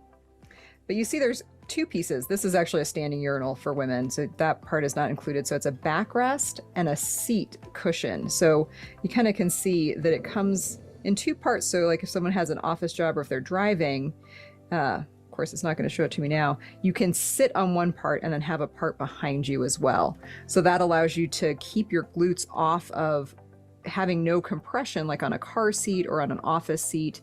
There's the back cushion. So that way, your patient is not putting pressure on their glutes if they're having to sit, because, let's be real. We tell our patients that they shouldn't sit, but how do you really do that, right? That's what the question always is, like, how do I not sit?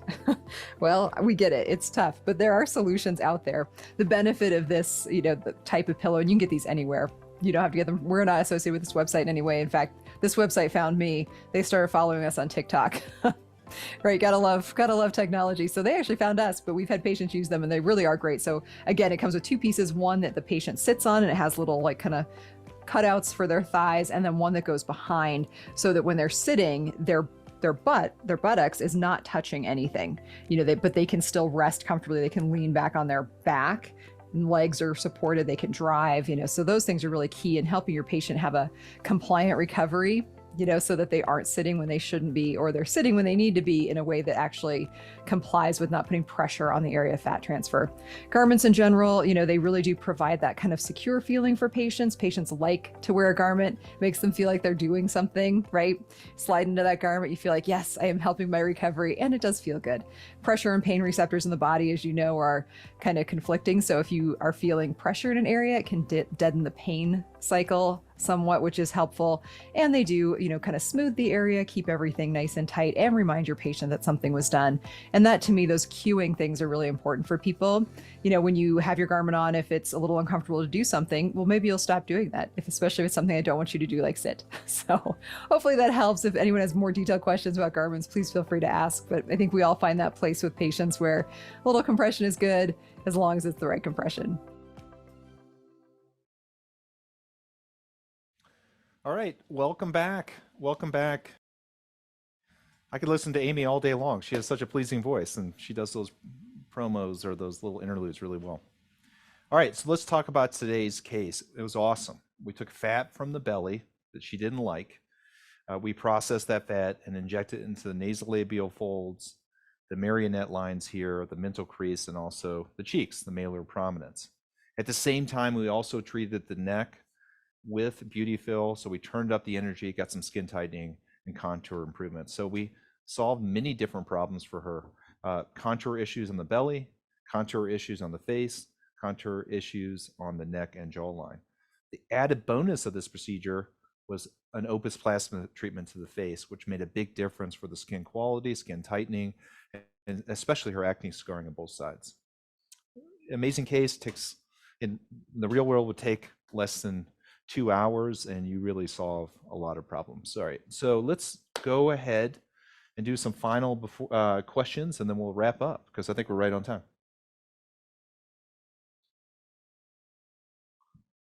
Dr. McConaughey asks a question that we were talking about before in a slightly different way.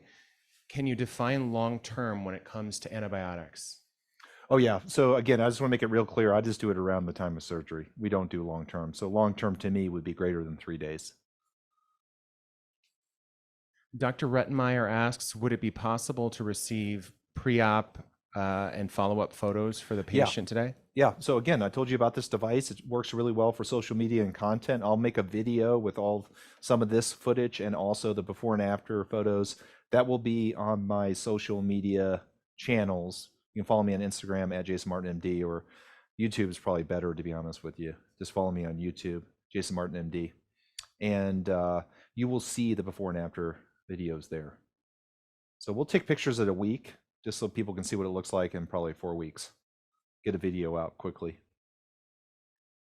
Dr. Lucas asks, what is the time frame of other treatments like Botox in relation to fat transfer to the face? Yeah, I think that's a really good question. I think Botox will be fine unless it's on the forehead fairly quickly. But you're talking about fillers. I would wait 6 to 8 weeks before I would do fillers in the area of fat transfer, at least, maybe even longer. So it just really depends on where you treat it. But that's a good question. So if I had to be definitive, I would say 2 months.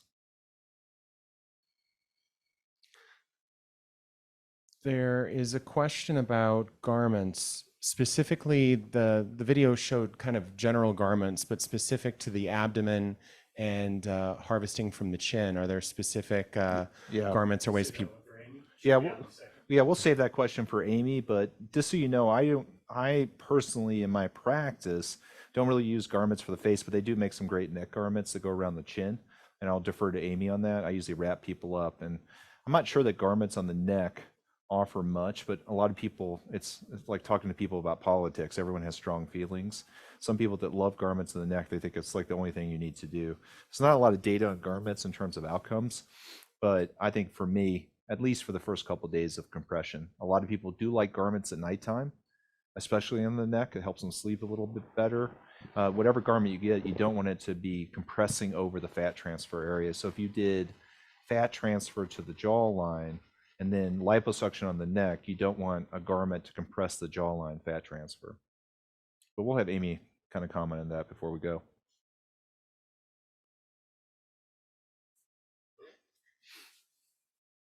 What makes Opus different from other radio frequency devices you've used in the past? Yeah, I mean, I think it's flexibility and variability, that you can apply it in almost any way, both from a coagulation standpoint and an ablation standpoint. And then, so clinically speaking, you can apply it to almost any situation. Also, the plasma energy, this is the thing that actually, for me personally, and everyone has their thing, I think it's really, really safe. And so you don't have to worry about PIH as much because of the way that heat profile, when it goes down, it doesn't spread out into the soft tissue and cause a lot of problems. So lowering the incidence of PIH is huge after these treatments.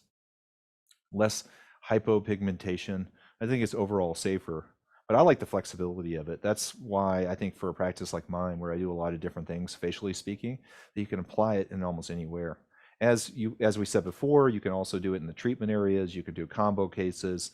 And I really want everyone to start thinking along this line with your practice, that really get into combo treatments. That's how you make patients happier. It's the same amount of recovery. You get more money for the case. You can start growing those verticals and make a name for yourself for these in-office procedures and treatments. Next question. There's a question from Dr. Hart. Why not opus the neck for more tightening? Oh, you 100% could. Thank you, Dr. Hart. Excellent question. And we would have done that today if we had enough time. I told Amy to sneak down there if she could. I think sandwiching in, and Alma doesn't even look at opus this way. So, I mean, this is like what's so frustrating to me. Sandwiching in the energy from the outside to the inside is really, really smart. And you can just look at other companies that promote this, right? So the reality of doing that energy on the inside with a Beautifill, okay, that 1470 nanometer wavelength energy, and then coming on the outside with plasma energy and sandwiching in those two areas on the neck would be a perfect place. You know where else is the arm, is the arm contouring. So I love the idea of adding on opus in almost anywhere you treat with energy, subcutaneously speaking. There's some garment questions we'll hold for Amy. Dr. Hart asks what years you were at Rush. She also trained there. Oh, probably at the same time. That's where I met my wife. So Rush, when I first went there, was Rush Presbyterian St. Luke's Medical Center. It was very long, and then it became Rush University Medical Center. I'm sure they've now the Rush Medical Health Systems. I'm sure that's what they're going to now. So that was in the early 2000s. I'm showing my age. I'm embarrassed. Sorry. I'm an old dude. Getting old. I do my stretches in the morning now and have my coffee at 5 o'clock. So AM. So you know that I'm getting old. What else, Tim? Any other questions? Dr. McConaughey asks about would you ever use opus for skin irregularities after lipo? Yeah, I think you could actually. And Amy and I talked about maybe the stamping component. At the very least, if you had some subdermal irregularities, I think opus itself could offer you some improvement. I don't know if it's going to solve the problem, and like in dermology, it would be a better option. There was something called that we had before a long time ago called a smooth shapes that would roll over the area and then do lasering and then an LED light. I think that would work better. So smooth shapes after this, but I'm not even sure they make that device anymore. Next question. Suzuki asks, is there any study on the use of ice on fat grafting area or the donor site? Yeah, so I don't know about that, but I say no ice. No ice, baby. So my feeling about it is that ambient temperature, you want it warm enough to where the fat graft and most importantly, the microvasculature doesn't constrict down and you get lack of blood flow. So I do not like ice in the treatment area, and I absolutely don't like ice in the donor area if you used energy. You want that heat to cause stimulation of collagen. So on some devices we've used before, which really use heat to cause that collagen production in the deep dermal area, you don't want to apply ice afterwards. So I wouldn't even apply ice to the donor site until a day or two after surgery. Next question, if you have any. We have some garment questions for Amy. I know that she's still wrapping up in there. Okay. Real quick, while we're waiting for Amy, and if we don't get her, you can always email Amy. This is the book I was talking about, Emerging Technologies in Face and Body Contouring. I thought it was really helpful. It is older. These technologies change all the time. COVID changed the dynamic in these companies. They don't have as much money for R&D. Everything's more expensive to make. So I think that you're not going to see as many new devices coming out. And if we're talking about marketing of this device, Beautifill, I mean, Tim, when did it come out? Like 3 years ago? I can't remember. Just over 3 years. Yeah, so I mean that's a very, very new device. It's not going to have penetration in the market. If you have it in your market where you are, even if it's a big city, you're going to have the luxury of growing that vertical and not having a lot of competition. There's one question about garments. You want to come over here? Mm-hmm. I do. They asked about Rush. They asked about my training at Rush. Oh, that's what you guys were chatting Yeah, about. yeah. What was the question? Go ahead, Tim. Yeah. Can you explain what garments you would use for the abdomen and the neck? Yeah, so we don't use a garment for the neck. Like I mentioned before, we're talking about the arms. You can certainly use the kind of spandex lycra style slings for the neck. We wrap. So we just do ace wraps, so that's what we have the patient do at night. The issue with a garment in a small, like tight area, like an arm or a chin, is that you're always putting the pressure in the exact same location. So specifically, people have very different shaped faces and jaws, and with swelling, if you are continually putting that band in the exact same spot every single day for weeks on end, you can have a little bit of like etching from that garment. Same thing on the arms. Like if it's hitting in a really weird spot on the arm or digging in, that can become like a little permanent etch mark that's And we've there. seen skin eruptions from that, Yeah. and abrasions, and Very uncomfortable. yeah, a lot of Yep. problems. So the nice part about using an ace wrap at night, we'll have her stay wrapped today into tomorrow, and then she can unwrap and shower tomorrow, is that it's always going to be in a slightly different place. So wherever the kind of overlapping in the wrap is going to be different every single time somebody puts it on. So that pressure is always going to be evenly distributed. So you're not going to have those like the potential of having a demarcation line from a garment. For the abdomen, we like the Marina garments, as you saw. Did we watch the garment video? We watched the garment video, yeah. Yeah. So we love all the garments from Marina. Depending on where else we're We don't like the treating- cost, but we do like the garments. I actually, their cost is very reasonable. They're Yeah. very reasonably, seriously, very, Okay. very, very reasonable. We like the more bodysuit with the legs. The reason for that is the kind of leotard style ones that look like an old timey swimsuit, again, are not very comfortable for most patients because they end up digging into the leg.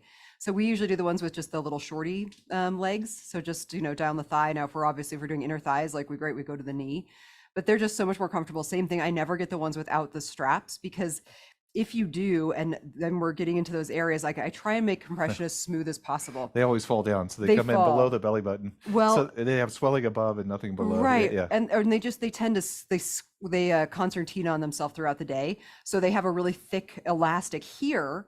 Well, you saw and heard that elastic would be pushing right where we ended our lipo. So we don't want that. So it would be smooth all the way to the top. Do the suspenders. Like it might seem excessive and the person's gonna be like, oh my gosh, this garment's huge. I just had this tiny bit of lipo. But the reason for that is because you want to keep the compression as smooth as possible over the entire area. We also don't like the hooks for that same reason. And yes, I know there's a soft thing behind it, but you will see when a person takes their garment off lines from where those hooks are. Yep. So just to avoid that, I mean, they're really easy to get on. I mean, it might take 2 people the first time, but again, Halcyon on board, you just tell someone, help me, and they will help you pull Yeah. it up and they won't even care. Totally. They'll be leaking all over the place. Just another reason Yeah. why you don't want to over medicate people. Yeah. If you give them opioids and Oh, Valium, yeah. they're going to be useless. They're like, I can't do it. I can't Right. do Well, it. then their oxygen levels can Yeah. start to desaturate, and then you're trying to get them out of your office, and they're like just wanting to lay down. Yeah. Like I literally had people with Valium be like, "Well, can I just take a nap here for a few minutes?" I'm like, "No, you can cannot. I just hang out? Like you cannot nap here. Like we're leaving What now." food do you guys serve? Yeah, like can I get a snack? Yeah, I always do keep snacks on hand though. What's the 'cause next question, People get Tim? low blood sugar. Follow-up question on garments from Dr. Rodriguez. What level of garment do you suggest? 1, 2? So the level of garment with Marina, a lot of that has to do with the hooks. So the level, the strongest level garment, the only difference in the compression essentially is the hooks. So we always get the 2. So all of the ones I order are always the 2 because I don't want zippers and I don't want hooks. The level 1s are no stronger compression. They just have hooks. That's the only difference. Yep. They have hooks and they have zippers. And then if they do make the athletic line, I'm telling you, is it just as compressive as everything else. I mean, Marina owes us for this I know, spot, you know? right? I mean, this is We've crazy. been loyal customers for so many years. Like we really do love Marina. We've been garments. using Marina for Yeah. probably 12 years now. Absolutely, and Yeah. they're the best. I mean, they're made in the United States, so like if you need something fast, they'll get it to you. Yeah. I mean, they're just you can they actually are call the best like a garment. person. and then Yes, you can there's talk a to real them. person, Yeah. and they're always sweet. Yeah, they're nice. Yeah. What other question? Another question on garments. Wow, this is like the garment Yes, you guys. show. You guys love me. Dr. Clarkson was told in training to wear a garment after abdominal liposuction for 24 hours and then 24 hours per day for 3 months and then 12 hours a day for another 3 months. All right, So, can yeah. let me Oh, can I? Yeah, okay, please. I'm gonna Yeah. tell you first what we do. Yeah. So, I'm first gonna say what I tell our patients: compression is not magic. If a doctor tells you the compression was the reason you had a bad result, They're lying. yeah, that's not true. So at the end of 6 months, you will have the exact same result with or without compression with a good surgeon. Right. Now you will have less discomfort in recovery if you wear appropriate compression. That is a very key that your And compression some is people do appropriate. like long-term compression because it makes them Feels feel good. better. Mhm. It makes them feel more, I don't know, put together. It Yeah, doesn't if- feel as uncomfortable. Doesn't feel like you're falling apart. I mean, like that Yeah. feeling of having like separation in those areas can be very disconcerting to people. However, the benefit of wearing compression, again, in actual clinical studies at 6 months, there is no difference. But patient comfort initially and just that kind of helping with some of that initial swelling is very beneficial. But if you get into stuff like that where you say you have to wear this for 3 months, you have to do Don't this, look at it. right, then you are absolutely quelling your anxiety and Mhm. putting that on the patient.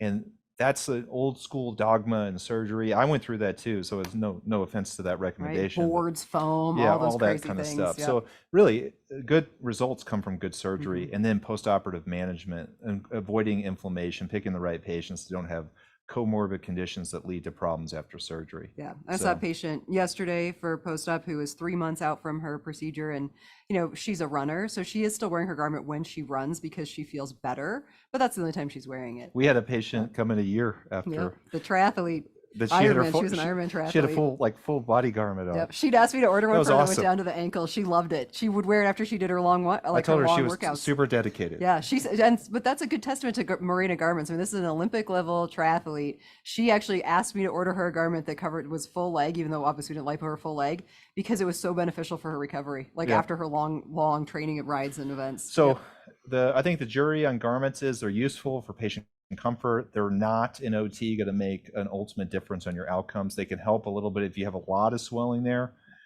Someone can wear it longer, but it's really more for patient comfort. And patient comfort is a big part of this, right? They're awake. You want them to feel good afterwards, walk around, get going, mentally be okay. All this stuff is really It important. makes them feel safe. Yeah. It's Next like being question. swaddled. We got a couple of recap requests. One from Dr. Nivens.